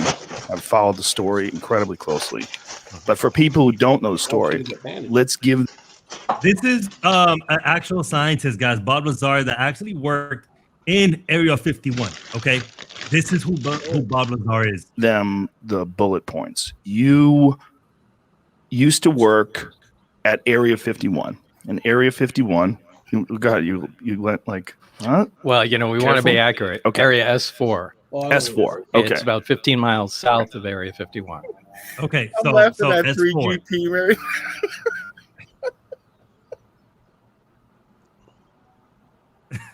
What happened? 3GP said Hank looks like he should be working in a rice paddy in his backyard. I missed it. Hey, Hank, your wife's fucking done, dude. I'm done. Hank, you better return that bowl back to your wife. She's gonna get mad at you, man. I'm not married anymore. Oh, okay. I didn't get 3GP's comment. I'm not sure where it's at. It's up there. I saw it. I was laughing. It's up there, man. It's up there. It's real. Yeah, 3GP read it right now. Oh my god. Oh, y'all are so wrong. You're gonna get demonetized. No, don't say that. You'll be all right. Yeah, this might be the last stream, guys. I already said it might be the last stream. It's been an excellent stream. You worked in how would you describe it? I guess within the Area 51 compound, you can call that a subset of Area 51. And you got that job. Before that, you were working. Before that, I had worked at Los Alamos right. National Labs in New Mexico. And you were involved in what kind of work? Nuclear weapon development, physics. I mean, they do everything there. So how do they approach you to say, hey, Bob, why don't you come on out to the Nevada desert Well, the way this went down was, at that time, it was 1982. I had put a jet engine in my Honda, and Los Alamos put it on the front page of the paper. Said, Los Alamos man, physicist at the lab, built this 200-mile-an-hour, Honda jet. That's how smart this guy was, guys. He put a jet engine in 1982. In 1982, a jet engine into his Honda. And, oh my God. And he used to do like just some backstory. Like he used to build shit like this all the time. Like this was not something just like he just decided to do. The man was just like a hobbyist rocket engineer. So he's extremely intelligent. The guy's a genius. Is this the guy that did the Ford Focus? Like there was a hydrogen engine powered Ford station wagon in the 90s. Not different guy. That guy is dead. Okay, yeah, keep going. That I drove to work every day.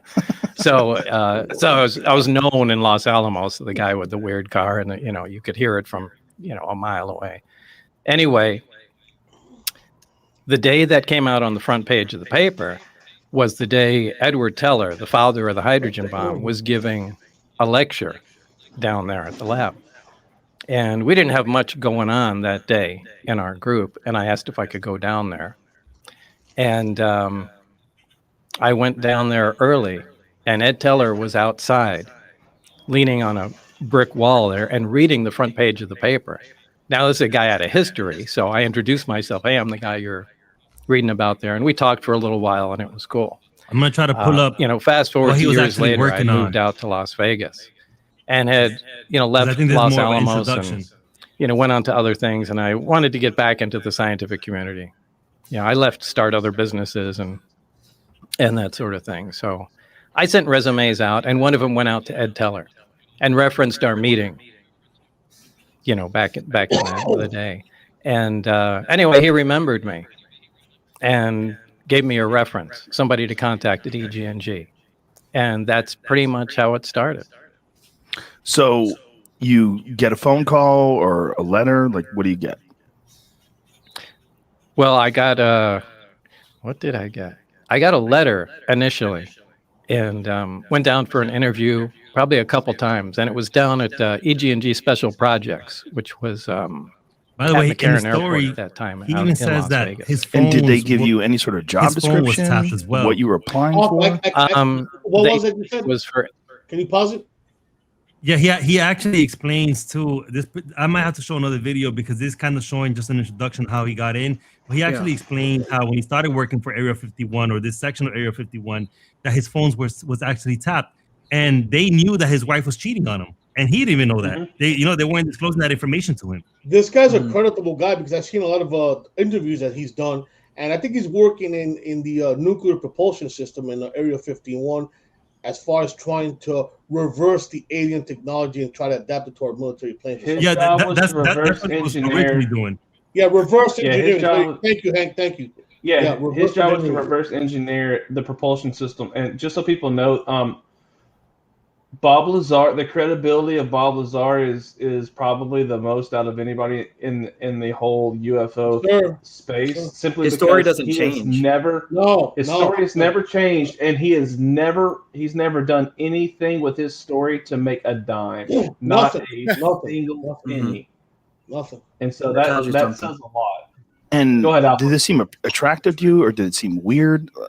No, it really wasn't weird because people that work at the test site, anybody that's familiar with the area up there, working at the nuclear test site or at the Tonopah test range north of there, that's typically how things go. So you had known about it from the scientific community? Because the Area 51 at that time was no, they didn't say anything classified. about Area 51. Okay, so they just said it was in a remote location, and you just know it was up at the test site. Right. So, but there was no mention of Area 51 at that time. So they've done hundreds of nuclear tests in Nevada. That whole area there's giant chunks of Nevada that people. Yeah, there's a big piece of Nevada, and it's split up into different areas. There's a nuclear test site. There's Area 51. There's the Tonopah test range north of that. There's little sub areas. There's areas where they test chemical weapons and things like that. So it's all broken up as a gigantic test area. So take me back to first day on the job. You accept job. They take you out there. Yeah, it's Dude, I am so in this right now. the first day. Really, I didn't really get to see a whole lot. The first day was essentially just paperwork. That's when I flew into Area 51 proper, and I left McCarran Airport and flew what they call the Janet flights, just a passenger plane from Las Vegas to Area 51, and it was really just going through a mountain of paperwork that day, from security clearances to God, it was like 2 or 3 hours of just solid paperwork, and that was really an uneventful first day. I gotta find the other video where he actually talked about what he was doing. Can I make a suggestion? I would like to actually. I like that guy. I like what that guy was saying. He's wild, man. His stuff is interesting, and it's he's legit. He's completely legit, man. That guy's 100% legitimate. His story is he? Like, who is he? Where'd he come from, Alpha? I think they fired him. I think he was fired or something like that. I'm not sure, but I think he was either let go on some medical condition or something like that nature. But he was he might have been fired or let go to some medical condition. I'm not too sure. The only reason why he came out publicly, I believe, is because he was scared of the government. The government was actually trying to make him disappear. Yeah, and he felt that the only way for him to survive was for him to come out in public. Yep. Yeah, it worked. I mean, still. So if he did disappear, there would be a reason he disappeared. Potentially. Yeah.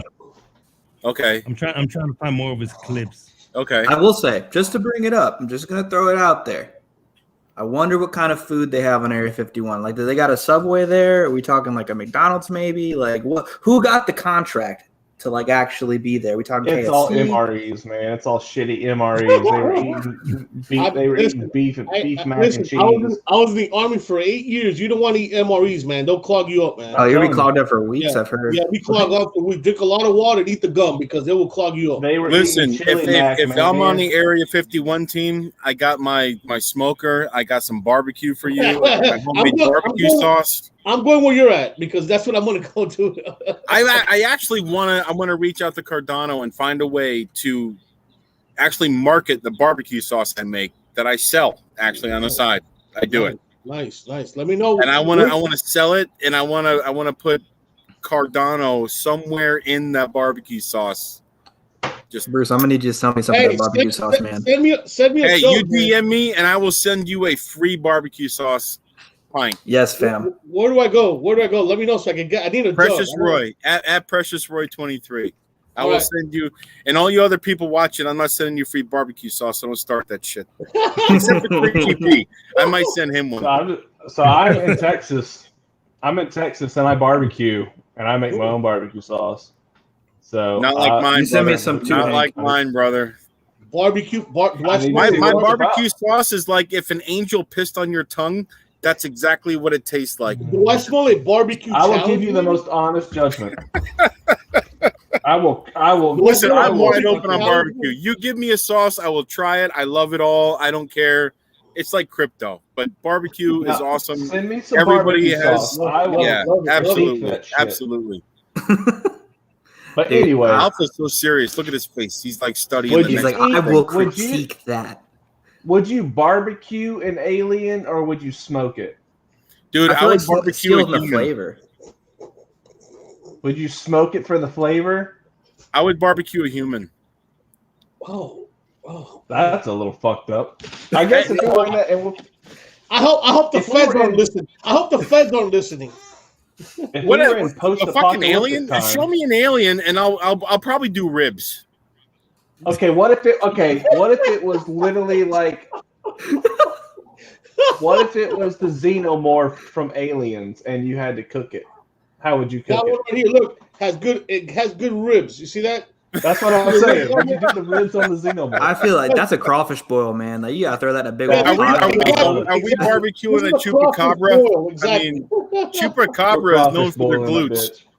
This is a crustacean. You got to put this in a boil with some butter, maybe might work. Yeah, a couple oranges, some lemons, a little bit of that Zatarain. So Yeah, like, but good to go. you can't barbecue an alien. I doubt that. That crab ball.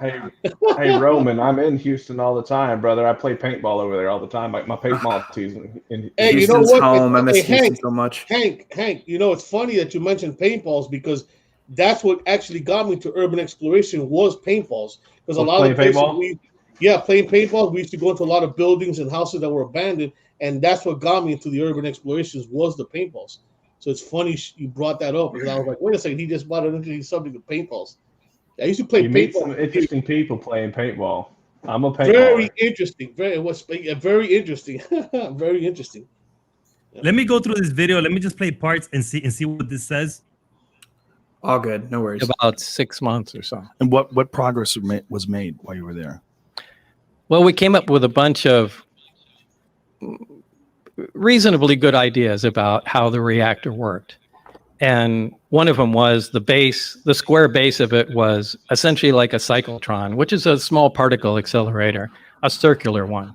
Particle accelerators, linear particle accelerators are just a, long tube essentially, and they accelerate particles with high voltage and, radio frequencies till they reach high speeds.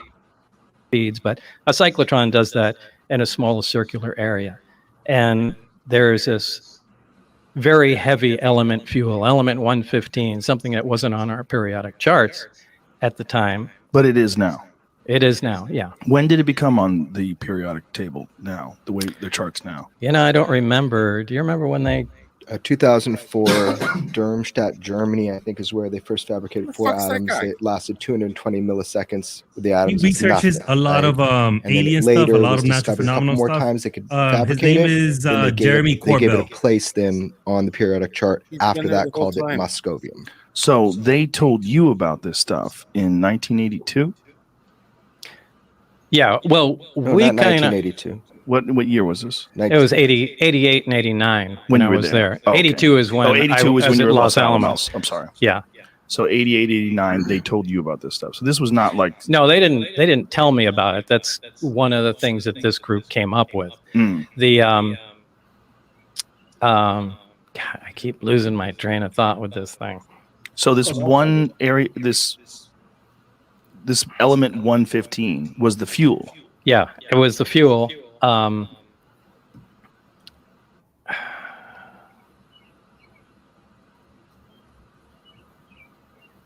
The world will forgive you for having a migraine.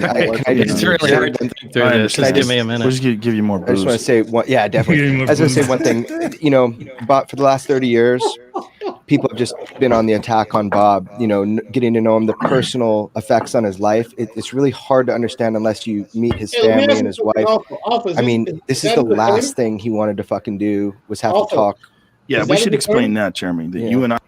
Is that a what? Is that his attorney? Because he keeps we didn't even know who this guy was. No, that's not his attorney. Okay. I'm trying to figure out that was his attorney or something. No, that's Jeremy Corbell.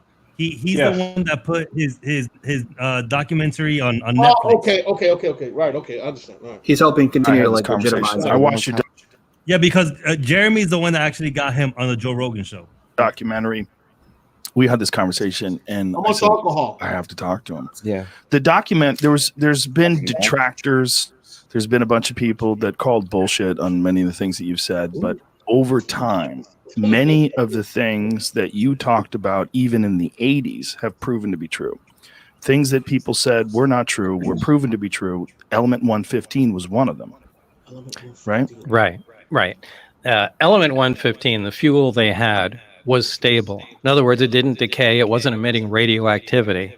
When they synthesized the 2 or 3 atoms of the 115, it did decay, and it was not a stable element. So they're kind of 2 different things. But this is kind of typical. Elements always have, or pretty much always have, stable isotopes and unstable isotopes. Like I think cesium has 30 unstable isotopes to it. So, all right, well, hydrogen, for example, you're familiar with hydrogen gas. It's stable. It's not radioactive. But there's also two other types of hydrogen, deuterium and tritium. And deuterium isn't radioactive. It's another stable isotope of hydrogen, but tritium is radioactive. Now, they're all hydrogen, but they just have different amounts of neutrons. So it's the same thing with other elements and element 115. Depending on the amount of neutrons it has, designates the isotope, but it's 115. They will continue to take or experiment and try and make 115 at different isotopes, and I'm sure eventually they'll come up with a stable version, but it's the stable version that has the properties that we're talking about. So they somehow or another had acquired a stable version. Did they say that the stable version had come with this craft? Yeah, it absolutely came with the craft, yeah. So at the time, you having a firm knowledge of the periodic chart and knowing what was real and what wasn't real, what was your reaction to having this stable element 115 that wasn't even supposed to exist? Well, everything was impossible. Right. I mean, down to the metal. I did get a chance to look inside the craft on only one occasion, and this was important because where the reactor sat might have been critical to how it operated, since everything operates without any interconnection, so the placement of components might be critical. So they allowed me to go inside and look at it. Again, I forgot where the hell I am. So you're going into this craft, and what are you thinking when you're inside of it? Like, what are you seeing? It's a very ominous feeling because there are no, first of all, everything is one color. It's like a dark pewter color, and there are no right angles anywhere. It's as if somebody took, I've said this before, somebody took a model and fashioned it out of wax and then heated it just for a short time so everything melted. Everything looks like it's fused together. Everything has a radius of curvature where two. So if you guys are following, right? Wow. The craft is running. That's crazy. That's crazy. Element 115, what is that? Fuel? Yeah, that's the fuel that they were using. Wow, that's the fuel that the craft was using. He says that the inside of the craft, there's no type of right angles, and it looks like everything just got fused all together, all in once, and all in one. There's no components, right? With these spacecrafts, I think that they're probably operated through the mind. I think there's no controls. I think there was a movie done on that. It's called the Tommy Knockers.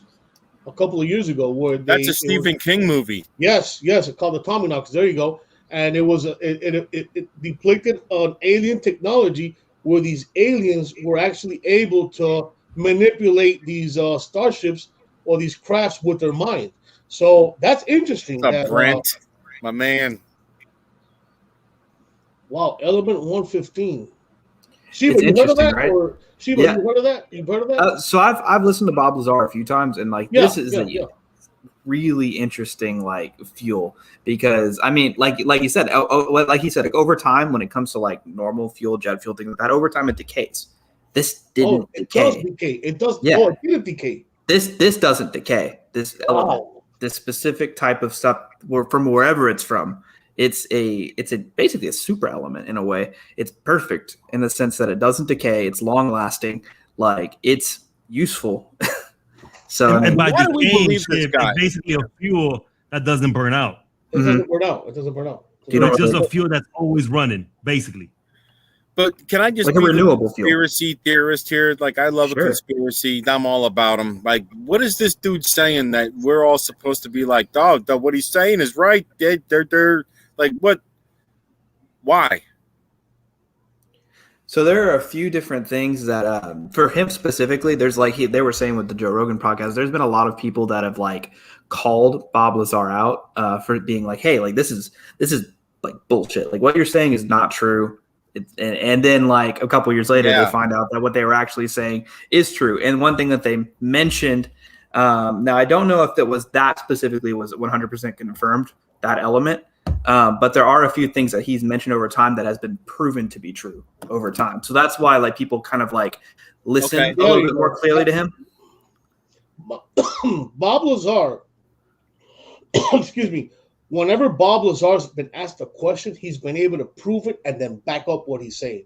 So this guy's not bullshitting. This guy knows his stuff. I mean, you just got to look at his credentials. and they're online. It's all online. You just got to take some time and research it, but it's out there. And anytime somebody starts talking about how they walked into a spaceship and there were no 90-degree angles and it was all round and like it was all computer based and crazy. That's all right. crazy. Now you're describing visually that you walked in this place and you saw it yourself. You know what I mean? That's when I start going, yeah, I don't know if you did. Wait a second. What are we supposed to know? We don't know. I mean, you're walking into a ship where you don't know what to look like or what to expect. I mean, maybe there's no angles. Maybe it doesn't even look third dimensional. Maybe it's second dimensional. But I mean, we're only trying to accept what we're trying to rationalize what he's saying and put it into. All right. Well, did this shit happen when this guy had a smartphone on him when this happened? Like, I would be like, you know what, fucking ching. Like, I'd be all over the place. I'd be recording myself walking through. Going, yeah, look at this shit, everybody. Look where I am. Right, all of us would be doing. I'd put hidden cameras in my lens if I was able to go in there and check it out. But I think these guys are thoroughly pat down and thoroughly searched before going into these bases. So he's not going to be able to take his phone in there and just go ahead. And mind you, this is back in 1992. I think he said. Yeah, this is like the early 90s. I don't think they had cell phone snapshots or selfies back then. So I'm gonna carry that big old phone. Exactly. Hey, how you doing?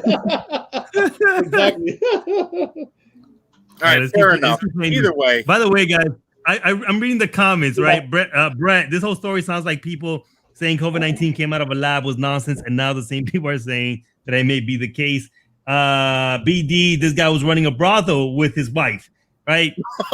Again, guys, this is all conspiracy theory. I like Bob Lazar. I think he has certain credentials. I like the story that he says. And again, this is all conspiracy. It's up to you to believe it or not, right? So, yes, Brent, today is we're on another level tonight, Brent. So let me play this. Everyone who thought COVID came from a lab, a bunch of crazy people a year ago. That's right, dude. They did. And now that freaking Fauci dude, that freaking nutjob Fauci is like, yeah, maybe it did come from a lab. All of a sudden, maybe it came from a lab. Why? The world's foremost expert on viruses all of a sudden goes, yeah, maybe it might have come from a lab. What do I know? I'm just some dude on the internet. Yeah. Your dogs are adorable, by the way, Hank. Like, my dog gave up after a point. He just went to like my room with my wife. They're a bunch of fucking idiots, man. All of them. Every single one of them. It's all about control. It's all about control, man. Did I miss something? Items meat. It's a really weird looking thing, but there was almost nothing other than a small foldable hatchway that looked recognizable. Everything was really unworldly, to pick on it, a way to describe it. So you get inside this thing, and it's designed for something that's much smaller than a human being. Yeah, you can't really stand up till you get to the very center of it. And how tall are you? I'm 5'10". And what do you think this was designed for? I'd say something close to half my height. Wow. So these little 3 foot tallish creatures. Yeah, and the seats were small too. I mean, obviously it was made, for something small. But there was no, there's nothing else in there. There's just seats, the reactor, and some of the subcomponents. There's no control panels. There's no bathroom. There's no decorative components or artwork or anything that you would recognize or trim. I mean, it's just a very bare bones thing. You're not saying was there a bathroom, Bob? Maybe just be on the floor. Maybe they don't use the bathroom. Who knows? On the floor.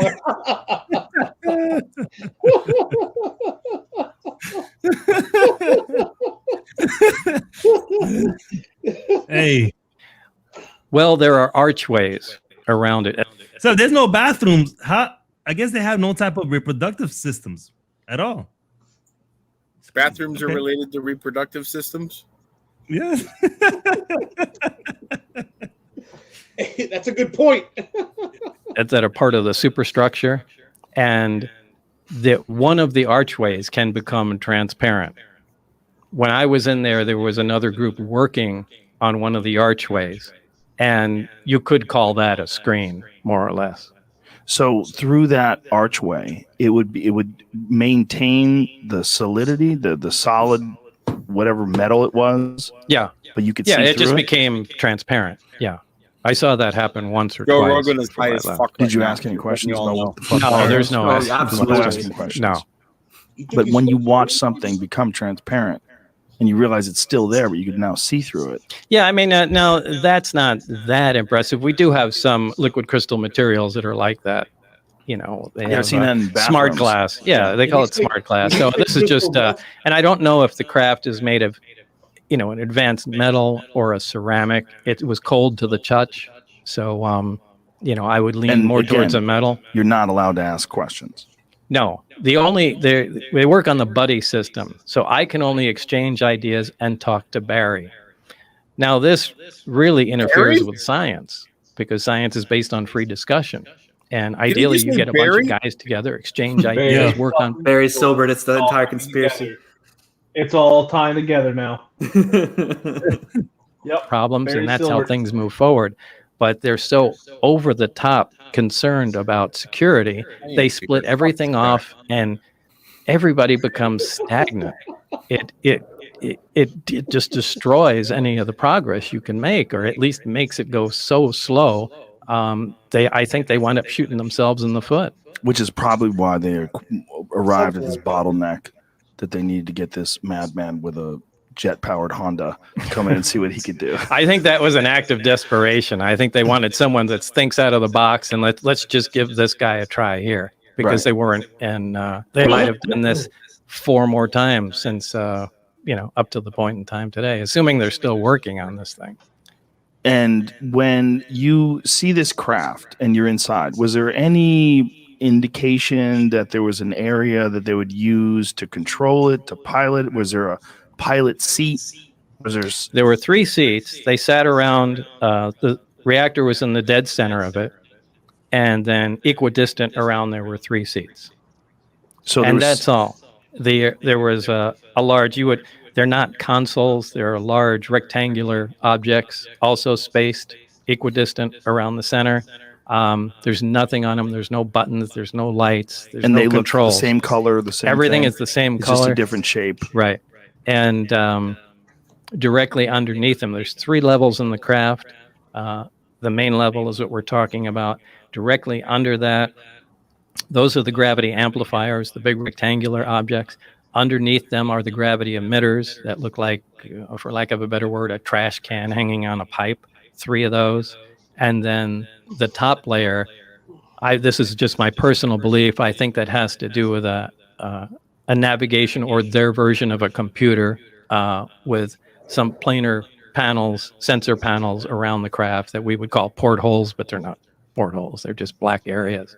And I think that just determines its, you know, position in space. But I physically was in the center section, and I stuck my torso in the bottom section and hung upside down so I could see how the gravity amplifiers were positioned. What is the roughly the size of this thing? It's I don't remember from being there, but after all this stuff was over, I had John Andrews, a guy from the Testers Model Corporation, and you know, we sat down and tried to figure out from what I saw and known sizes of things, and we came up with 52 feet in diameter. Harry Manilow. Wow. And I think that. Yeah, I'm gonna stop the video there, guys, because that video is long. All right, that's almost a 2-hour interview. It's an amazing story, though. If you actually take your time and you listen to it, it probably took me like 3 days to listen to it because you know, I'm into it. But I think he was able to just see once or twice the flights of these spacecrafts, and like he said, he was only able to enter it just one time, and information was really hard to just get out because you only could relay your information to your partner. You weren't able to interact with the other scientists because they didn't want you to know too much. So all of these scientists were in charge of just learning one particular object and trying to figure that out, and they couldn't relate any other information and connect with the other scientists. All right, they were trying to keep everything on the wraps So the less you knew, the better. And each scientist, well, each partner buddy system was assigned one particular task. All right. They were not just able to walk around freely and study everything that was going on in the craft. Yeah, he did mention that also, Alpha. He did mention that he was only limited to talk to certain people. The buddy system, they had developed a buddy system where he's only able to talk to whoever was working with him at that moment, but not be able to talk to anybody else. That's pretty crazy. That's pretty crazy. But that's a crazy story for sure.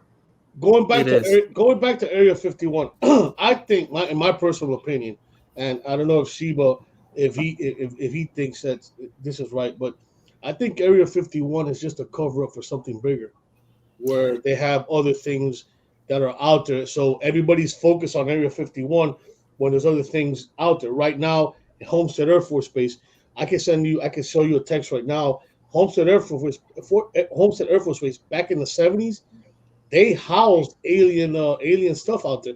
Richard Nixon knew about it back in the 70s, and then they housed it out there in Homestead Air Force Base. So I think that Area 51 is a cover up for something bigger that's out there.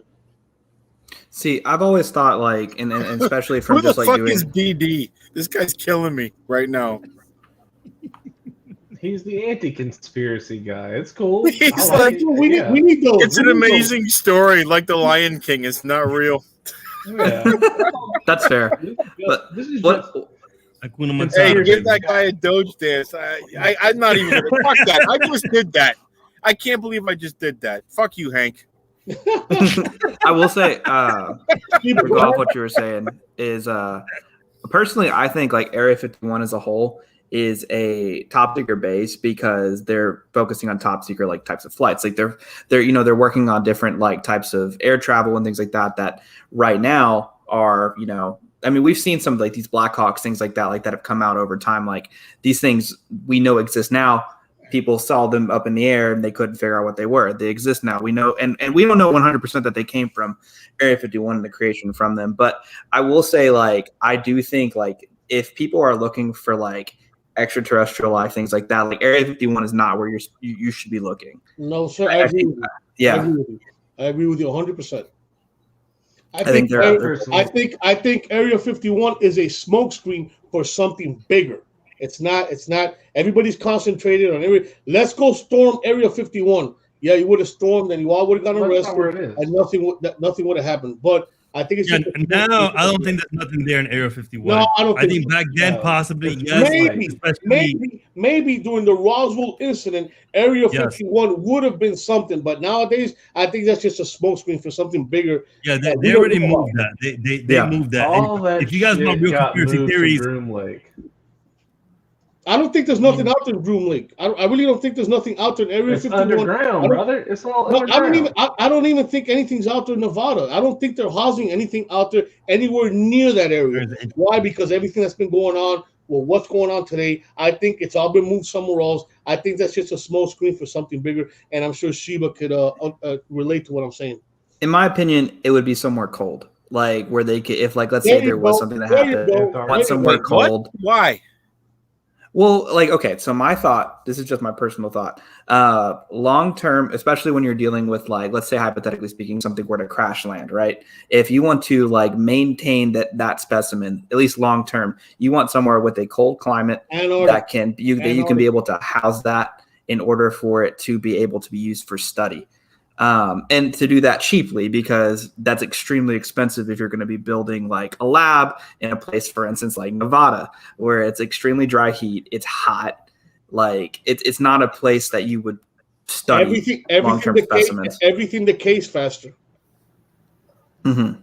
So that's just my personal opinion. Well, at the same time, it's somewhere just completely isolated. And nobody can get there. And also, like people, everyone tells you, oh, it's just a barren wasteland, which it might be. It very well may be just a barren wasteland. But there's like labs there. They exist, and people just tell you not to go there. Maybe there's a reason why. Didn't Transformers do that with? Who's the leader of the Decepticons? That guy was out there in the middle of the fucking nowhere. Megatron. Yeah. Megatron. Yeah. They did that shit. Just like the guy hanging out in the Antarctic. Yeah, and all of a sudden his glasses got imprinted and kid got it or some shit, right? Megatron. Why not? I'm gonna go watch that movie now. It's an awesome movie, dude. That's an awesome movie. Oh, I like it. The second two suck. Hey, but by the way, anyway, I'm Hank. not gonna, I'll talk movies. Cheers to you, brother. I love you, man. Dude. You too, bro. I love you too. You're the best, man. I love that you keep a level head on Twitter and you don't just revert to fuck yous and you sucks. I tried to. You know why? Because if people get sucked into this world of crypto and they don't keep a level head, they won't last long in the space. It just won't happen. They're gonna get fucking wrecked. They're gonna get so destroyed. And you know, like Alpha does so much to, you know, really. He actually is the first person I actually followed on YouTube. Really.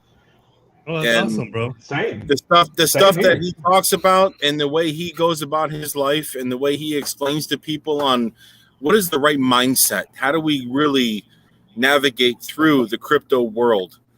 And it's literally not crypto at all. It's not crypto at all. It's your life. It's the way you think. It's the way you know, people that start leverage trading, really, those are the people that get wrecked. And you know why they do that? Because they're hard up. Emotionally, they're wrecked. They're financially wrecked. They're trying to get out of a hole. They're literally at the roulette table going, put it all on black, baby. Let's go. And that's all they're doing. And you know what? They're doing it with ignorance. They have no idea what they're about to get into. And now we're all realizing what the world is we're in. It's a bunch of whales. It's a bunch of people with a fuckload of money that are going, you know what? We're going to let you guys know where you are right now. And the only people that survive are the ones that hold. The ones that find a technology, relate to something that makes sense to you, and then research it a little bit. Dig in a little bit. Do some due diligence, like Alpha says. You can't just listen to people on YouTube, man. You can't, because you're going to get ruined.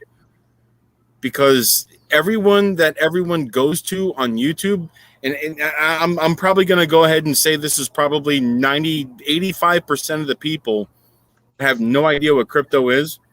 They jump in on YouTube, and you know what they see? They see bright green words. They see clickbait. They see something that's like, oh, this guy must know what he's talking about. And then it's a trading site. It's a trader YouTuber. That's all they do is show you technical analysis that no one understands what the fuck these people are talking about. But they're just going to go buy, sell, buy, sell, buy, sell. Mm-hmm. And they're going to get wrecked. I agree. Who was here last night for the... I know we're getting a little off conspiracy topics, but it's kind of a fun thing. Who got to watch... I can't believe I'm doing this, but the stories are already out of the bag or whatever. So who got to watch the Matt Wallace Twitter space last night where Elon... I didn't watch it, but I trolled I got to watch a little bit of it. Okay, Just so Elon Musk made an appearance in the Matt Wallace's Twitter space. He had about 7,000 users, and he was going for 10,000. Well, I didn't participate in the stream, and about 5 other people didn't as well. And funny enough, Elon Musk made an appearance.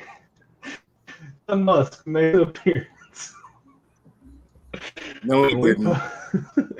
We posted screenshots on Twitter. He was not there, bro. I trolled the living shit out of that feed. That dude was not there. No, Cat's out of the bag. Man, we were in Poisonous Pinup's room. Me, Poisonous, Chunky Avocado, and Nick Pirelli. And we were like, "Fuck it, let's go trolling," because we didn't want to go over there. We didn't want to like conform or whatever. So let's just troll him real quick. And that shit blew up, man. The media was like reposting it, congratulating that Elon showed up.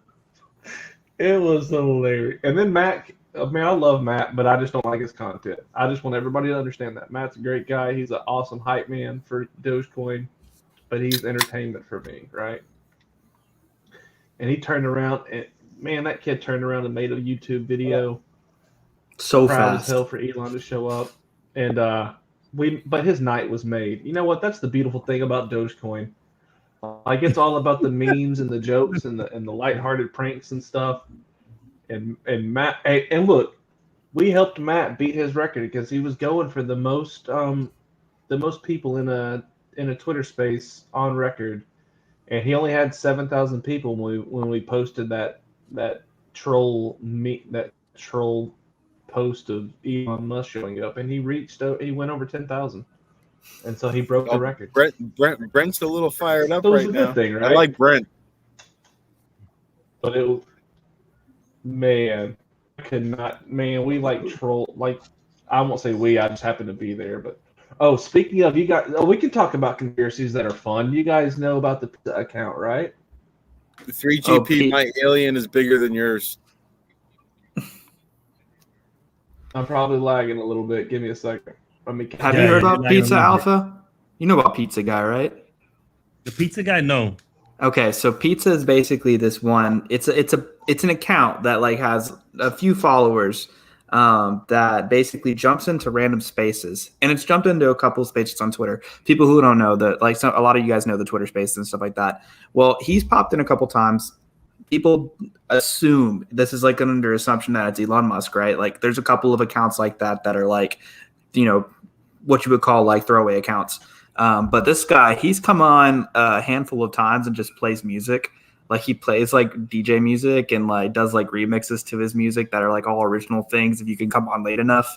But people think that he speaks through his music, that he's trying to kind of tell people something. It's so funny and it's so cool at the same time. But yeah, that's one of the things that he's talking about. Is that the pizza pictures I'm seeing? Yeah, it's the one that looks like he's like burnt pizza and he has like little glowing yellow eyes for the Doge eyes. That's his whole thing. I just actually see an emoji of pizza. That's all I see. Yeah, I haven't seen that one. I have no idea which one that one is. I don't know about that one. Yeah, if you jump in the spaces like some of the smaller ones, he'll tend to pop up, and he'll just like be just chilling and listener. But if you invite him up, as long as there's not a ton of people in the space, he'll jump on a speaker and play a song usually. Hey, so Alpha, I don't know where you wanted to go with your. I know you probably wanted to do the alien kind of stuff, but I guess I would be remiss if I didn't ask, like,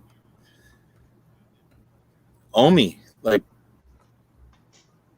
what are your thoughts, man? Like, I don't follow it at all. I only follow it because you talk about it, and that's it. Yeah. Right now with Omi, really, I'm just waiting for them to drop the news on the new exchange. So once we're waiting for that to drop, and then once that drops, then we're going to see where Omi goes. They're saying anywhere from 1 through 2 exchanges this month. So if that drops, that would be incredible, because we should be seeing Omi actually jump up with these new exchange listings, because nobody wants to deal with BitForex. No one wants to deal with BitMax and Uniswap. They're all trash exchanges. That's the problem with it. But if we actually do get on new exchanges, as they said, and hopefully it's not broken promises, then we should definitely see Omi jump up. This drop is going to be amazing. This Thursday drop, I don't know if you saw it with the first appearance Cover Girls. That's going to be a good drop this Thursday. Yeah, I saw your post today. And so my thought is kind of like this. Like, do you think, and I'm asking you as the only foremost expert that I even know that lives in this world, right? I was sort of like Hank. I get in these VV drops and it's like fucking chaos. It's like anarchy. Like if you're lucky and you click buy and it shows up and that green truck is there and you're like, yep, got it. Yeah. You know my play, bro. I've not had a lot of success in that world. You, however, somehow live get what you want. And I'm calling bullshit. But that said, I'm just joking, man. I'm joking. But that said, do you think that the future of Omi is tied to the success of Vivi? Yeah, definitely. Good question. I would say, Definitely. you know what, Bruce, and I'm right there with you, man. If you know me, man, I haven't grabbed shit in like the last 4 drops except for the last one, which to me, the VV application itself redeemed itself with the last one because it actually went pretty smoothly, and I was able to get every drop that I wanted pretty seamlessly. But before that, I was almost done with it. If VV continues to function the way that it is for most people, and let's just be honest, man, at the end of the day, 90% of everybody that's trying to get a drop is getting fucked if they're participating. That's just unfortunate because that's just how many drops are in the mix versus how many people are actually on the service, right? I think we're probably, I bet we're at 400,000, if not 500,000 people on VV at this point. Interesting. But with that being said, VV does seem to be getting better every week. And so with the success of VV, you can only imagine that Ecomi is going to start coming out with much more different projects that function on the OMI, that use the OMI token, whether it be a gaming concept or what's something else that the OMI token could function with outside of the collectible space. I could see it being used for a gaming token, but do you guys have any suggestions on what else it could be used for? Well, the only thing that I could see it even be remotely used for would be something like sort of like a Fortnite type environment. Well, that would be gaming, right? Yeah, that would be gaming. Yep. So they did say that they are looking at possible options to use the OMI token besides the VV platform. So if it does take place, then of course we should be seeing the OMI token perform, even if VV is doing good or not, right? With other options. I guess part of my mindset is that herein lies the problem. So people that are jumping into Twitter or they jump into YouTube and they see like you could buy this Batman and you can virtual reality this thing or augmented reality with this Batman in your world. Like you can put it. I literally put the DeLorean on the truck scale outside my company, and then I put like a 70 filter on it and showed it to a girl, and she's like, "Who the fuck brought a DeLorean to work?" She had no idea, and it was like, it's funny, but how many people are jumping in thinking, "Oh, I want to get this, I want to get that," and then their only experience is VV. Yep. And now they're just turned off because people expect software to just work. Yep. And it I doesn't. absolutely agree. It doesn't work. They don't and think, now they don't you're see like, beta. you know what? Fuck this. This sucks. I'm out. But here we are as like the crypto nerds that just know it's a development thing. But most people out there that are trying to do this, they go, "This sucks. I'm not doing it." Oh, and by the way, I just gave you $100 worth of gems, and I cannot get it back. Yeah, I mean, I'm with you. Now I'm burned. As you know, that's the boat that I've been in, right? That's the attitude I've had towards it. Hopefully I'm turning. Maybe my thing is turning, but the thing that I see VV being successful at it the most is just like 3 of us here. Like I do this, I slap these on, and all of a sudden, all of my VVs in the future, all of my collectibles are just everywhere. I can just look around. I got my Batman chilling in the corner right there. Maybe I've got my Nightwing sitting here on my desk. That's the way that I see VV in NFTs and the collectible space playing out in as far as the augmented reality sector goes. And I literally that's look like a floating face in blackness, like Brian I think that's saying. where VV. Yeah, you're a floating head. I'm a floating head. If anybody's ever watched Game Chasers, probably know what it hears. That's what I do. I levitate above everybody else. That's my thing. I'm a floating head. Okay, I've watched too much Game Chasers, by the way, but Yeah, man. I exactly. I think that's like the sword that they're either going to live or die by. Is how successful they are in the NFT space as far as the collectibles go, and they're trying something with augmented reality. But let's be fucking honest. Nobody really wants to like do this to like participate in their AR space. It's cool the first time. It's cool the second time. It's cool to like take the collectible that you buy the first time and check it out and maybe show a buddy, but you're not fucking coming home every day and you're like, oh, let me check out all my fucking AR shit. No. Well, no, it's because you're doing it. You're doing it in the VV platform, which no one likes it. No, it's not Twitter. It's not like people are like, "Oh, this is awesome. That's awesome." There's no place to share your AR. You know what I mean? It relies. And you're actually limited by the software on how you can actually do it. So yeah, because right now the problem is that it's a closed ecosystem, right? That's the problem with VV right now. So they are looking at the options to actually bring out your NFTs, and I'm pretty sure that's going to happen when VV actually gets into a new blockchain. When they leave the Go chain, that's when I think that will actually take place. However, I actually see people trying to bring in their NFTs into the VV platform even better. That's what I think is going to happen. So again, it's just something that is in the early stages, but Ecomi, they have a lot of things in the works, and trust me, they are 5 steps ahead. They just haven't released a major news yet because they want to upgrade on their platform, and that's what it comes down to. But the same thing with the marketing company. The marketing company hasn't really been marketing VV because they're getting ready for that mass scale to actually come. But however, the platform has to run good. They just came out of beta, so they're kind of like on a level 2 of VV right now, right? Yeah. So it's just it's only a matter of time. But VV hands down is probably the funnest NFT project right now taking place. I agree. Alpha? I agree 100%. There's no doubt in my mind, zero doubt that VV has the most exciting NFT thing going on right now. My question is, what's the next thing they're working on that's gonna?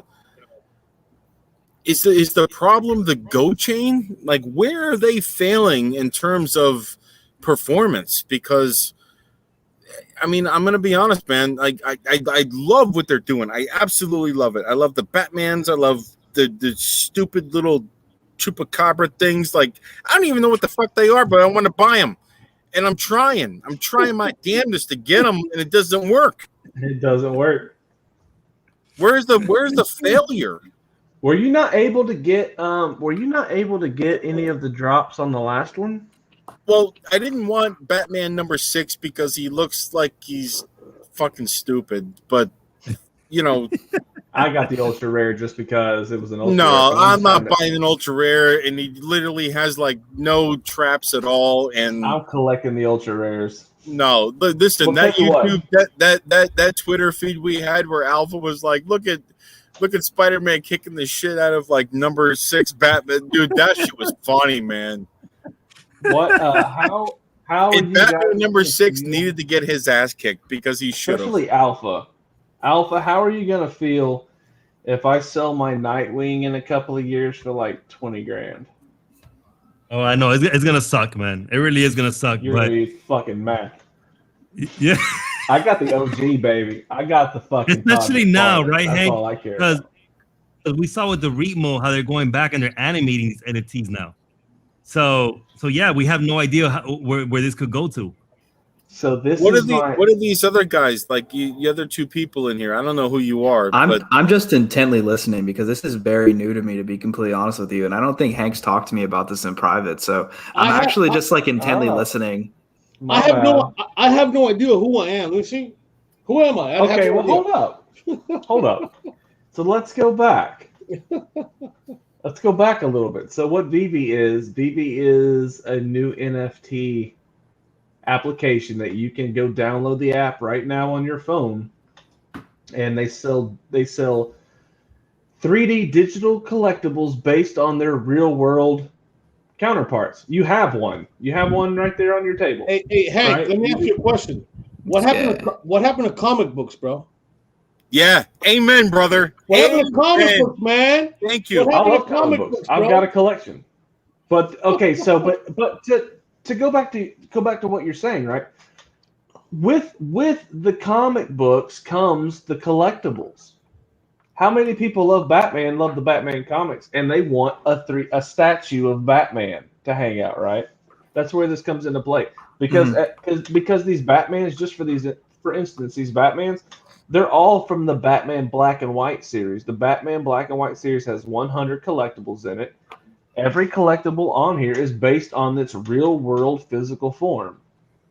And so that's what Hank, DB I'm going to does. tell you what the problem is. I'm going to tell you exactly what the problem is. The problem is people that are comic book collectors, they want to physically hold the comic book in their hand and look at it and go, I physically have this amazing comic book I just bought. I will say to that though, there are a lot of people though that would love to have a type of thing that they can hold on to that isn't going to depreciate in value because it can't get, and it could depreciate in value just depending on certain things. Yes. But the thing that I'm bringing up is the sense that it can't get ripped. You can't like spill coffee on it. Like it can't be just read too many times. Like, and that's something, there's a market for that. It's like a baseball card. Mm-hmm. Yes, remember the old-fashioned baseball card that you can't spill coffee on. But I will say this: outside of the experience of me grabbing it like my bottle of whiskey here and loving it, let me get a whiskey NFT. I can look at it visually though, right? If I can sit here and look at it on a 3D plane visually and enjoy it and appreciate it, that's the thing that I can get from an NFT as well. And so, going back to my point, that's a different generation of people. That's not us, right? But that's not right. Not why I'm buying these. I'm buying these to make money. That's a different generation. That's a different generation of people that are now, like, you know, my children are 24 and 22. Like, yes, but I still think you're wrong, because I would say by 2030, I'm going to be able to do this right here. I'm going to be able to put on my glasses, and my entire space that I have, that I've put all of my collectibles and AR on the walls, on my tables, in my space, will be there for me to interact with. I may not be able to use haptics to feel them, but I could. I may be able to use haptics. Thank you, Bianca. I like that. But no, I like my tangibles too. Like I said, I'm that guy. I want to be able to grab it and hold it and feel it and appreciate it. I appreciate this way more than I will ever appreciate something in a virtual AR space. I mean again, guys, the time is going to change. 3GP Media is saying, right? Staying off of, you can't bring your closet full of collection anywhere. You can with an app. All right. Yeah. So that is something that is very true. Point. Again, let's go now, 5 years from now, 10 years from now, right? When these NFTs are in a whole other dimension, a whole other level, right? And you're able to interact with them, you're able to play with them, you're able to drive your DeLorean and crash it into the wall, and you can see the DeLorean blow up, right? And you're able to walk around with your Batman or control your Batman in this world. It's gonna get there. It's gonna get there, and this is the moment when you want these type of NFTs. So yes, I get you, Bruce. The baseball cards, the Pokemon cards, the tangible collections, they're very, very cool. And they're always going to last because they're physically there. But NFTs is just a thing of tomorrow. And there's going to be a battle for it. Yeah, I guess a good way to look at it too is like looking at it kind of how, you know, the US kind of sees gold in a sense. Like you're not, like most of the time, you're not physically owning a brick of gold. You're owning what they, you know, the value it with, which is a piece of, you know, cloth, which is the US dollar, or, you know, the yen, like, and that's kind of how they value these things. They place the value on that as like, this is like how much it is going to cost for this amount of gold. Like, and that they base it on that. And that's a very similar way to how you can kind of like view NFTs in the sense of like, this is how much it costs based on the real world, you know, piece of this item that may be valuable. Like, and it's a very new space, and there's a lot that can happen with it. But that's how I tend to view it. Like in the sense, it's kind of very similar. Can I disagree a little bit? Sure, I like disagreements. This is fun for me. So the reason I disagree is because in the 1970s we got away from the gold standard. So if I look at a dollar bill, and then I look at a $20 bill, and I look at a $100 bill, right? So the amount of ink, the amount of paper, the amount of processing to make that piece of paper say $1 or say $100. What makes that worth 100 versus 1? It's the number of zeros that are on there. But what's actually behind that piece of paper, which literally is the same amount of ink and everything, right? So now you're in fiat currency. Now we're talking about inflation. Now we're talking about getting away from the gold standard. And basically it's like if I give you a piece of paper and it's supposed to be worth something, then there's something behind that piece of paper. And, you know, it's funny with crypto in the fiat system is that people talk about crypto like it's this, you know, hidden secrecy way of transferring money between people. But what more secret way is there to transfer money between people than cash?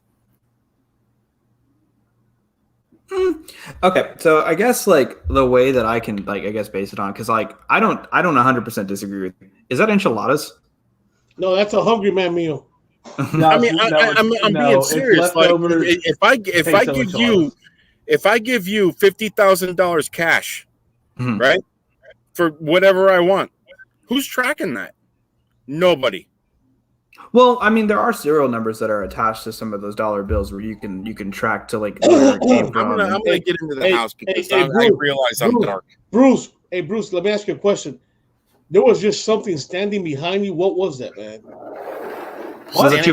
chupacabra. Like, there's black behind me. How do you see There was anything? something standing behind. I'm about to go back and review this footage, man. But there was something standing behind you, man.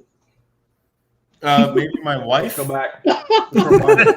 She's like, "Hello, it's time to come inside. It's really dark out there. Get your ass in the house, man." I apologize, guys. Listen, I'm in my mode out there. I'm drinking beer, smoking cigarettes. Like, oh, you're good, bro. No, this is You're good, man. You're good, man. It's all You got to be where you are to have like good conversation. Alpha, why is Alpha hiding right now? Are you shirtless? No, my camera died, man. What do you mean your camera died? What is it, on a fucking battery? That's what I'm saying. Like, is it a GoPro? Yeah, it's on a battery. It is on a battery. Is it really? It is because it's my actual a Sony camera that I use. Hey, I will say this: you look amazing when it's on. When it's working, you look sexy. Appreciate that. You're a pretty good picture, though. I mean, like I'm he's ready to go. He's a handsome man. Let's don't get big balls on here. I'll rag. Look at Bianca. Bianca says excuses. She wants to see you, bro. Hank. What do you eat? Hungry man meal? Hungry man meal? No, it's not a hungry man meal. It's leftover cheese enchiladas that nice. I had last night that I didn't eat for dinner. That's right, Bianca. Tell him shit, man. I miss Texas enchiladas so much, bro. I live in Kentucky. All they have is California style. They put salsa on everything. Like, I'm sorry, like I can't do it. I like chili gravy and cheese. Like, that's how you have to make enchiladas. Everything else is wrong in my opinion. So let me just tell you, I'm in Texas, bro. You want to know what I had for lunch? I had chicharron tacos. Nice. On corn with cilantro and onions. Cilantro. And I had 2 al pastor gorditas. Oh my bro. God, gorditas, bro. They don't do al pastor right here either. Like, God, gorditas, bro. I don't have a studio. I'm literally struggling right now. Like, you guys all have studios. Like, where the fuck do I sit? Don't look like I have a studio. Does this look like a studio? This is my grow room. I'm in my living room at the moment. Actually, I'm on my office. Hey, gorditas, hey, you're back. Bro. Welcome. Yeah, I'm back, but it's about to die though. Alpha's got his studio. Hey, Shiva, you need to get a hold of me, man. You gotta subscribe and get a hold of me. We gotta talk, man. Yeah, man, that'd be great. That way when you come up to Kentucky, we can go to Waverly Hills. When you come down here, man, I got some places to show you, man. That'd be fun. Alpha I'm down. And beyond. I'm gonna put it on the Night Watch. By the way, guys, go ahead. You can subscribe to the Night Watch channel. Night Watch. I put the link below as well. Appreciate that. I got you, brother. Thanks, Hank. Romaniac. Bruce, you look so much better outside in the dark with your hat on. Fuck you, Romaniac. Hey, don't listen to him, Bruce. You're good. Bruce, you're good, man. You're good, brother. You're good, bro. You're good, man. No, hold on. Actually, you look meaner with the hat on. You look meaner with the hat on. Yeah, he's right. I want to look mean. I'm not a mean guy, man. I'm not at all.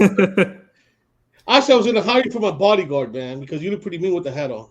The wife likes the hat on. She's like, well, if you're going to get on the internet for the first time with Alpha, then she actually knows him. She's seen his videos, and she's like, he has that hat on when he puts it on backwards. She goes, I like that. Like, listen, me and Alpha have been rolling. I'm like, fine. Here we go. Me and Alpha have been rolling for a while, man. Let me tell you something. This is a well-diversified guy, man. He knows what he's talking about.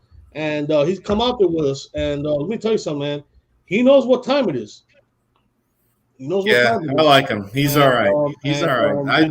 I don't even know how long I've been following this dude. I don't even care anymore. Like, it's just not even an issue for me. Hey, that's me. I just get in his chats. Like, this is my first time doing like a live YouTube anything tonight. But same, actually. In his chat room. And most of the time I've been drinking, and I just stir shit There's up. nothing wrong in that. There's nothing wrong in that. Me too. I'm a drunk, 100% drunk. Listen, dude, I get in there and I trigger Hank, and Hank just goes like this. And then he's done, and then he fires up. Oh, man. That's mass. No hat, Bruce. Bald is the new cool. I mean, all the action heroes are bald. Yeah, all the best action heroes. All the best action heroes are bald. Bruce Willis, The Rock. It's always the enemies that are bad. That's what I'm saying. The enemies Jason always do have Statham. that hair. Shit, there you go, hon. Shit, do you have I know you don't have a YouTube channel, but where is it that you do your podcast on?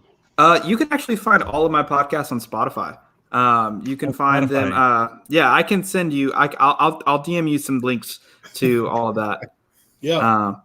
So let me do that right now. Send it to me also, man, so I could subscribe, whatever. Heck yeah, I got you. Yeah. I need to get. Is there a way that I can find you? How can I find you here on Spotify? So if you type in "accidental chaos," for instance, it's just like one of the podcasts that we do. It should be one of the first ones that pops up. It should be the Goose right there. That's one of our podcasts that we do. Like I said, this is one where it's all just a bunch of nerdy cult following stuff. Like if you like Scooby-Doo, we talk about Scooby-Doo. We've gone into like all kinds of stuff. Pokemon. Nice. The other one that it's I'm gonna need a beer. So it's IMMA. So I'm and then need a beer. And that's the one right there. I'm gonna need a beer.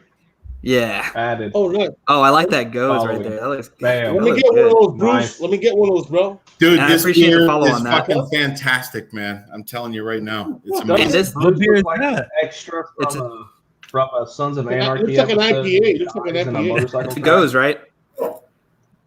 It's Dogfish Head.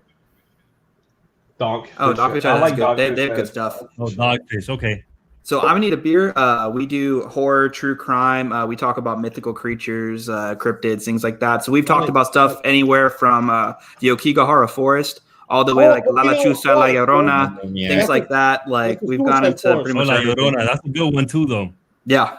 Oh yeah. La Llorona. There's a couple of videos out there. That's some real shit right there. Yeah. Have you seen like that one guy who is just walking through he's just walking through town like late at night, and all of a sudden he just starts hearing like this like screaming, like screeching. Yeah, and instead I of saw like that. being like, because the thing That in was- like that was Mexican cool. culture, That was in Colombia. that wasn't in Colombia, and It he was wasn't- just it wasn't like, "A la Colombia. verga," like just like, Yeah, that was man. in Colombia, man. I saw that. That was crazy. He was running as Like, fast as he oh, could. He that's was like, I ain't crazy. about it. I think he was biking, wasn't he? He was on a Fuck is bicycle, and he Hanky? was just like, nope, just getting out of there. And then they called the police, and they made a whole thing about it. But yeah, that was pretty crazy. Yeah, And they never found where was. How can I find that video? What's the title of that? That's a good video. I know what video you're talking about. Let me find it real quick. Let me see if I can find it. I can pull it up and then I'll send it to you real quick. Wait, what the fuck are you guys talking about? So La Llorona, is basically known as like the Wailing Woman.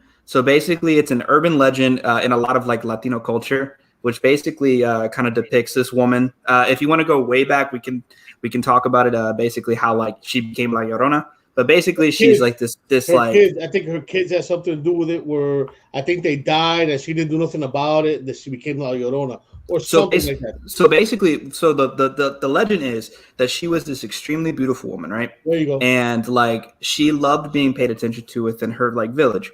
But then one day she met a man and had kids, and the man would sleep around and no longer saw her as beautiful, and other people didn't see her as beautiful. So what happened is he would, but like even though he would leave to like, you know, do things with other women, he would pay a lot of attention to his kids, and he loved his kids like with everything that he had. So what ended up happening is she got very envious, and one day she brought them down. And that's one. This is one of the. Hank, are you all right, Hank? Hank, are you all right, bro? You good? So one day, basically, she brings them down to the river, and she drowns both of them. I'm totally following your story right now, but 3GP is literally saying what I've been thinking. Like, what the fuck is Hank eating? But he's attacking it like it's ADA.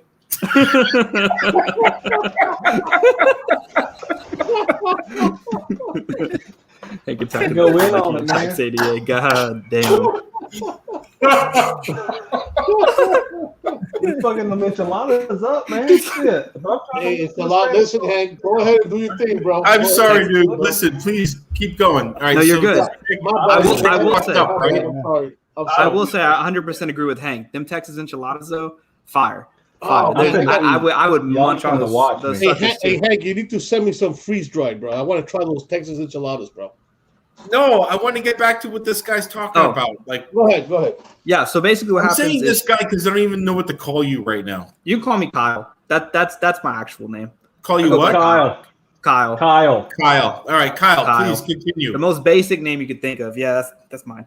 So basically, the woman she got really envious of her kids, and she got really jealous. So instead of like, you know, sucking it up, she takes them down to the river and drowns both of them. Yes, She realizes what she did, ends up dying somehow. I think she ends up drowning as well. And now the whole thing in Latin culture is now basically she hangs out by rivers most of the time, anything close to a body of water, and her spirit, you know, quote unquote spirit, is out looking for her kids.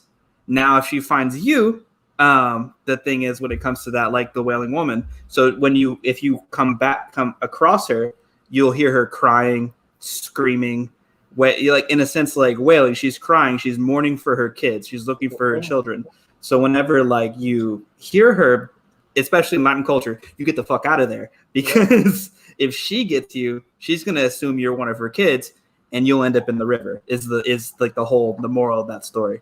Oh, so that's the actual consequences if she catches. Yeah, if she gets you, you'll end up drowning in the river as one of her dead. How about you just don't go in the river? Well, that's the thing. Choice. Yeah, because if she catches you and she sees you on like that river out here walking past it, she'll get you, she'll pull you in, and then she'll drown you. That's the whole La Llorona. Yeah, that's the whole like. Because that's how people drown. They just get randomly dragged into a river by nobody, right? Yeah, pulled under. Yep. That's the theory. It scares a lot. It scares Latinos all over like the world. What the fuck, dude? It's wild, right? La Lechuza is even weirder. The owl lady. Oh, La Lechuza. Yeah, La Lechuza. Yeah, you heard about that also, Shib, huh? that's too much though, Shib, because we're gonna keep it going too much. Can you send me the video so that I can play it? Yeah, let me pull it up right now. Bruce is tripping me out right now. I'm telling y'all, he looks like. Well, at the same time, people are thinking that this fat fuck is coming down the chimney and giving you presents for free. Santa Claus. You know, I want to record him. If I could get Santa Claus on my GoPro and put him on my channel, that'll be great, man. Let me find it. It's like it's there. I know there's one in like. No, I know I'm cracking a joke, and I don't mean to make fun of what people folklore or whatever, but you know, it's okay. It absolutely. I have such an interest in what cultural stories are and where these stories come from and like what's behind them. Like anyone who says like that's bullshit, don't care about it, they're stupid. I make fun of it, fine, but I actually do have a genuine interest in, you know, where does this come from? Like, yeah, and that's there's a great children. question. There's children that are being told these stories in a country somewhere, and they're like, "That's fucked up," and they're gonna grow up sort of believing sort of some of these folklore. You know, folklore. Yep, folklore. Yeah, that's and just folklore, man. I love folklore. I love conspiracy theories. I love it all. I do. Absolutely. One state that is full of old folklore is Georgia, man. Georgia has some serious folklore. And, ghosts, right? Yeah, ghosts, a lot of ghosts, and a lot of Lots old of folklore. ghosts. A lot Plantations, a lot of plantations. Yep, yep. Yeah, that's right, Hank. There's like South Carolina and Georgia. Yeah, South Carolina also. Yeah. Would you actually believe that I lived in Georgia for about 7 or 8 months, right in Ball Ground, Georgia? I was stationed in Columbus, Georgia, back in the days when I was in the military. So I went to Fort Benning for infantry training. I was in Fort Benning. I was in infantry. My MOS was up. Listen, I'm gonna tell you right now, I'm 11 Bravo. Fuck Fort Benning. Too. Yeah, fuck that place, man. That's funny. Fort Benning, but even outside of, hey, doesn't Bruce like his upper half? From Fort Benning, I was shipped off to Hollandfield, Germany. We got army battles going. Yep, I was 11 Bravo coming out of Fort Benning in 1993. Yep, I was stationed. They sent me off to Hollandfield, Germany, right from Georgia. I'm still looking. All I can say is fuck Fort Benning, and there's probably a shit ton of ghosts in Fort Benning. I promise. Of course. But why would you say? Why would you say fuck Fort Benning? I mean, do you have a bad time there, or what happened? Dude, I went there in the middle of freaking August. Are you kidding me? Oh, okay, all right, okay, that's fine. Sand Hill, Honor Hill. Let me ask y'all a question. Yeah, August was pretty bad to be in Fort Benning in August, man. Yeah, don't care. Go ahead, Hank. The horse flies are about that big. Doesn't the upper half of Bruce look like one of those midget wrestlers on like the things that travel? Here we fucking go. Traveling midget wrestlers, doesn't he? Know he looks like he's the guy on the promotions, like the traveling midget wrestler on the promotions. I can't get it out of my head. Hey, I've seen that face before. That's pretty bad, Bruce, man. I don't know what to tell you, bro. Look at him, doesn't he? Though he looks like the main showcase for the traveling midget wrestlers. I'm not. You know what? I'm not even laughing about it now. Can you? I'm not laughing about that. I really ain't. I'm laughing about. I love him. Listen, it's a camera angle. He prefers the term "little people." It's a fucking camera angle. Bianca, where's Bianca? She likes my bald head. Help me out here, Bianca. Fuck, Brett. I just want to do this. How about that? Yeah.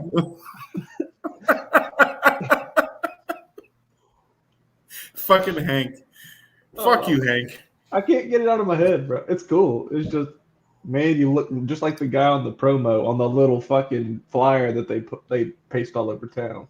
Yeah, like I'm a fucking living NFT. That's what you're basically telling me right now. That's what I am. I know what an NFT is. Non-fungible tokens. So your MOS was 11 Bravo.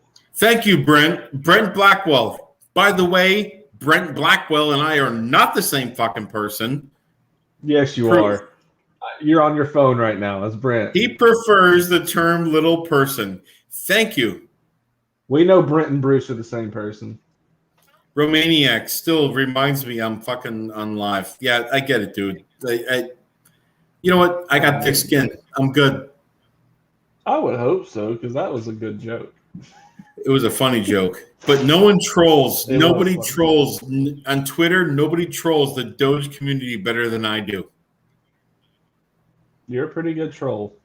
Yeah, you guys fucking laugh that shit up. I'm also trying to find a video that I can't find. Shibu, were you able to find that video? No, I'm still looking. That again. Like, what video is that off of? I was looking for one. I think I sent it to you about a Muslim dude that he goes into a house and is the woman that doesn't stop screaming and screaming and screaming. Yeah. You're right. He's a ghost hunter, right? That guy. Yeah, but over there, he's overseas somewhere. Yeah, Yeah, he's Muslim or something. Yeah. That was. I've seen his videos. He's wild. Man. That was crazy stuff, man. I saw it. I was like, whoa, that was nuts. That was nuts. I'm still trying to find it though. I'm having a little trouble. It's not really It's popping all up. good, Roman. Yeah, it's all good, man. I I don't got care. cut off earlier when we were talking about the pizza account. Yeah, I don't know if you guys know, but Hank, what did you say? You're sending pizza to all of us, or what was that you said? yeah, I'm sending you pizza. Sounds No, good. there's a, Sounds good. You gonna There's pay an for it account. with Dogecoin?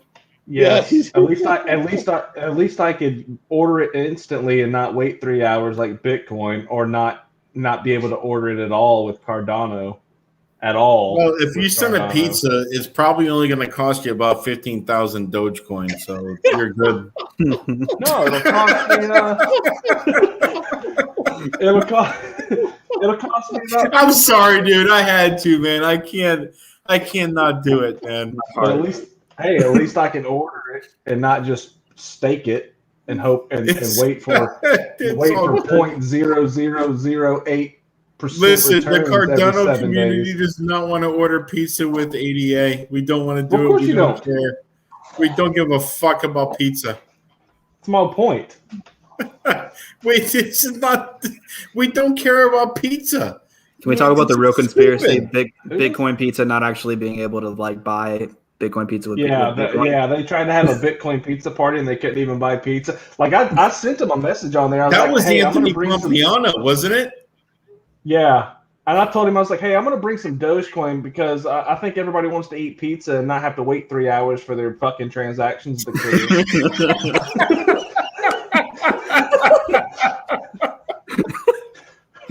Well,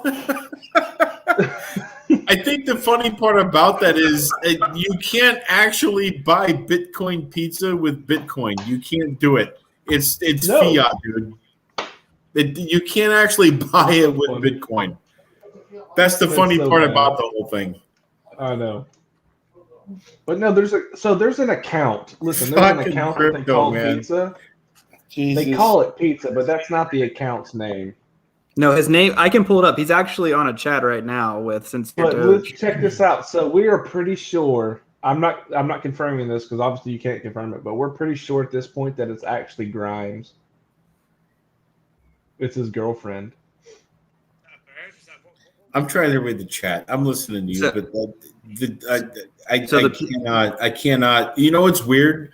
Like I'm doing this for the first time, and I appreciate the plight that you guys go through with trying to do a live chat and somehow like read the chat on the side. Like Alpha is a master. Like that dude has this on lockdown. I was going to say with that too.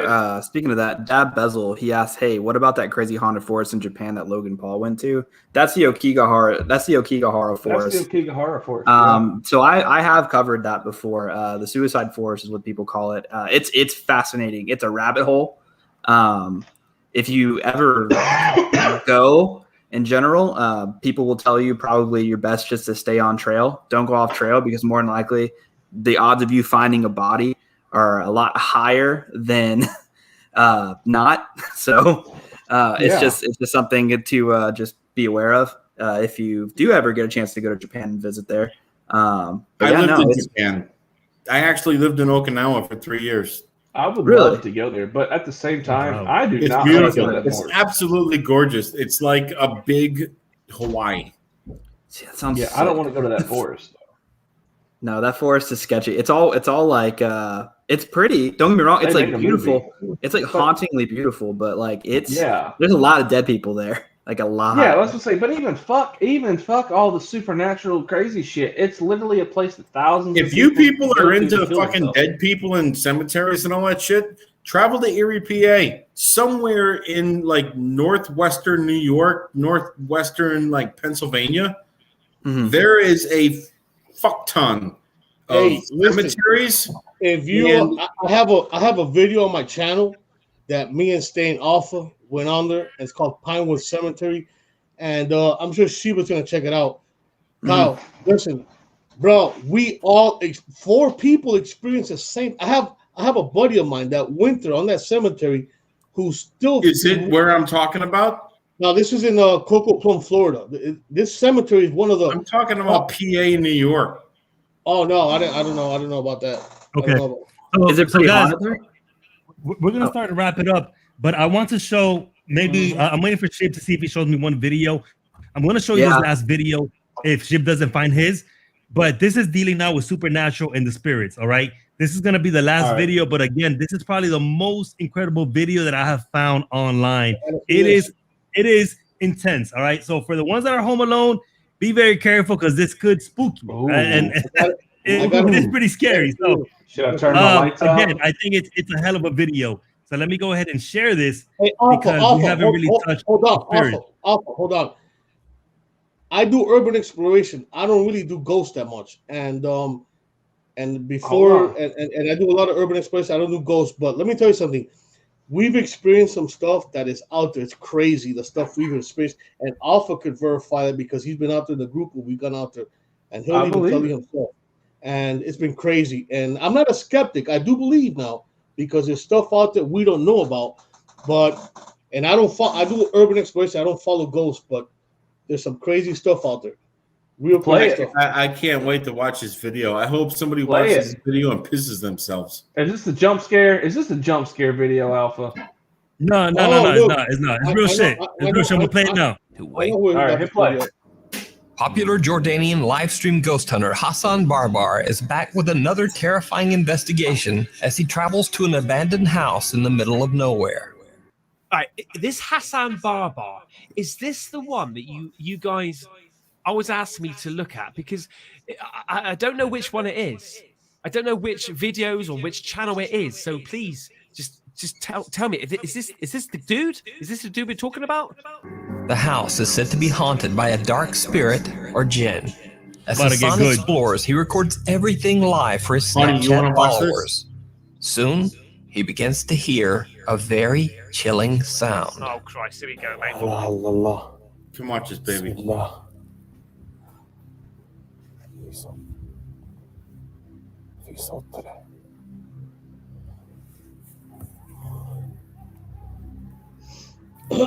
Hey.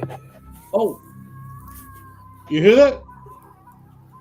Oh my God, it's breaking as well. It's breaking. The voice is breaking. It's like a it's like glitching, mate. The bloody voice is glitching. Oh fuck. Is that somebody there? Listen, it's gonna get louder. I know it's gonna get louder. Listen. Shh, shh, shh, shh. Hey. It's you. Look. Let me hear that again. I want to freak right out. Let's go. Is this Resident Evil? Hey.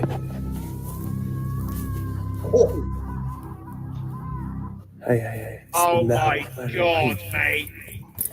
Look at him charging towards it. في حد This is him. This is the guy. بسم الله الرحمن الرحيم بسم الله What? الذي يضر مع اسمه شيء في الارض والسماء وهو السميع العليم بسم الله الله اكبر بسم الله الله اكبر. Hassan sees a dark figure peeking out from the door of the abandoned house. As it darts back inside, Hassan runs to the building, but the figure has disappeared. It's gone, mate. But whatever is roaming the property seems to be getting even closer. Oh shit, a brick. Here we go, man. Here we go. Get ready. Buckle up. Hey, Bruce, what are you laughing about? Sorry, dude. بسم الله الرحمن الرحيم بسم الله بسم الله الرحمن Why are you الرحيم. laughing? I can't compute. I can't. What the hell? أعوذ بكلمات الله التامات من شر ما خلق. بسم الله بسم الله بسم الله بسم الله بسم الله بسم الله الله أكبر. Again, Hassan runs as fast as he can, only to find nothing. What the hell? Like, what?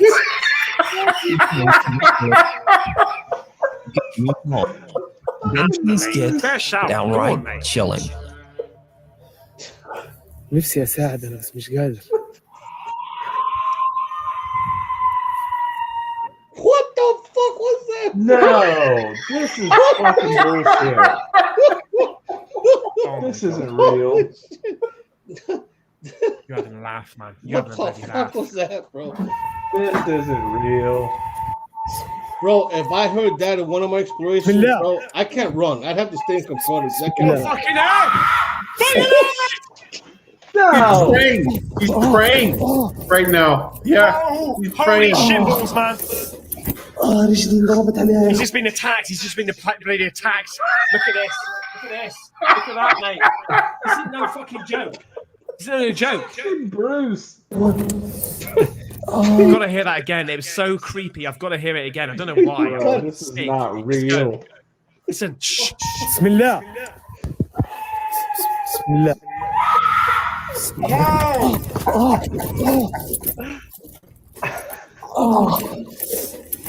رجلي انضربت عليها يا اخوان. It hit him on his foot, bro. That's what it's saying. It hit him on his foot.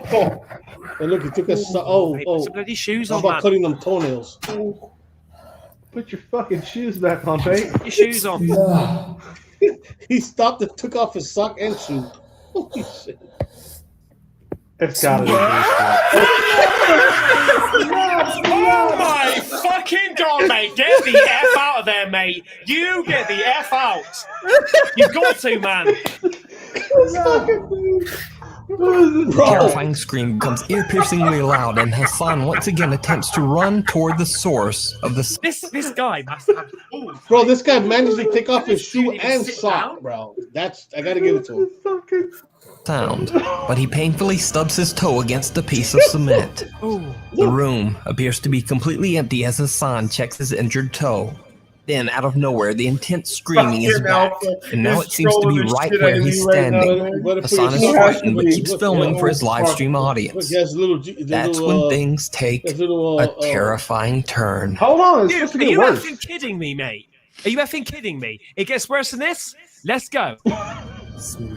This dude commentating the video is killing me right now. It gets worse. بسم الله الرحمن الرحيم.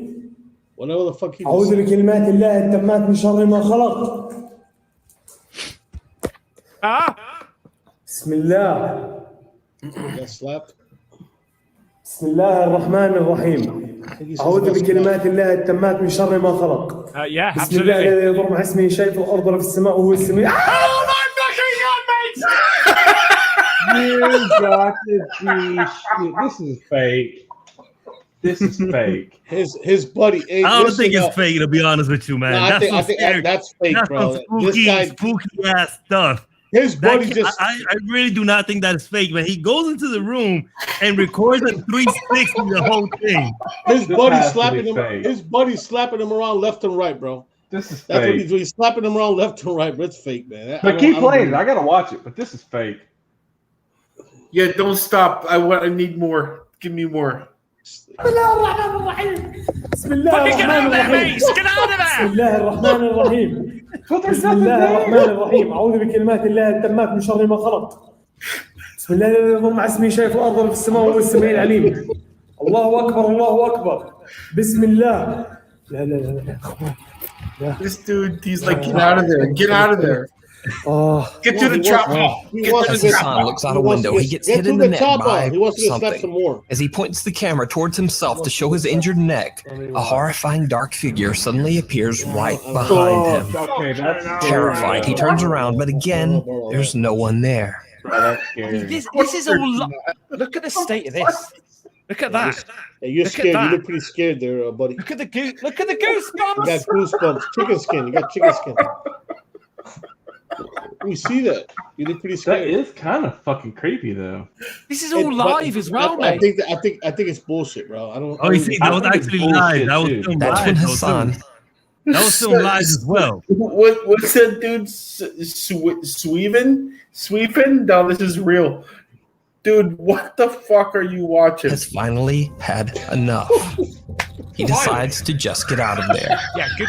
So did Hassan Barbar thought, capture a good thought. malicious jinn or spirit live on camera? He caught a genie. Or Slapping. is it all effects and careful editing? That's As really always, fucking good. you I decide. think it's. I don't know. I don't know, man. I don't think it's. You can find more creepy videos. I don't think it's Fake or not, that's pretty good. His videos are super entertaining. That's scary. That's what it is, Sheba. It's entertaining, but I don't think there's money credit behind that at all, man. No. There's some, but the videos are very entertaining. You don't even need to speak like Arabic or anything. We're saying they're funny, but I don't think it's real. I really doubt that it's real stuff. So, Bruce, that vein in your fucking forehead, brother, you need to put some ice on that thing. Alpha, I tried and I could not find it for the life of me. It's in a compilation. The video he was talking about. Yeah, it's in a compilation somewhere on I think it's either Nexpo or a different horror group, but I can't find the specific compilation. Yeah. Yeah, I know what your video you're talking about also because I've seen it also. It was the one where he didn't see anybody necessarily, but he was basically, I don't know I think he was riding his bike down a street. You know what? Talking about cryptoids, I mean, there's a couple of videos out there when they show good cryptoids, and it's crazy the type of stuff that are out there right now. I love as the far cryptoids. Cryptoids, man, they're crazy, man.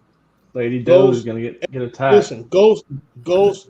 You don't need to convince me about ghosts because I know they exist, man. Ghosts are out there, and it's out there, man. But I want to catch freaking Bigfoot. I want to catch fucking Santa Claus, the Easter Bunny. That's what I want to catch on my camera, man.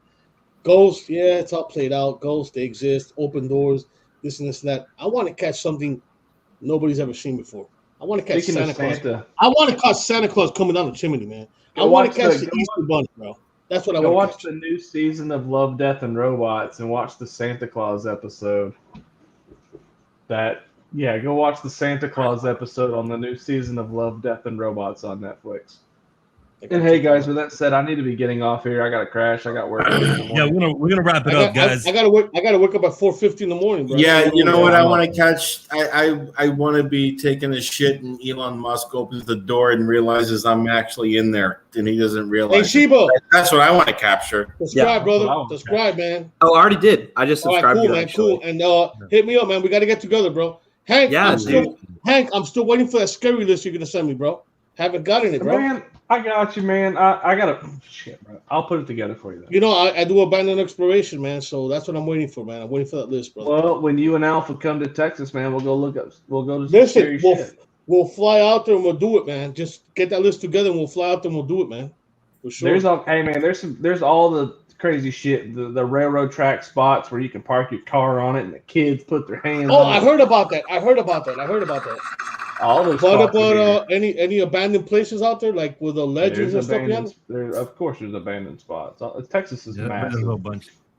Chainsaw. I'm going to sign off here. The Texas Chainsaw Massacre, bro.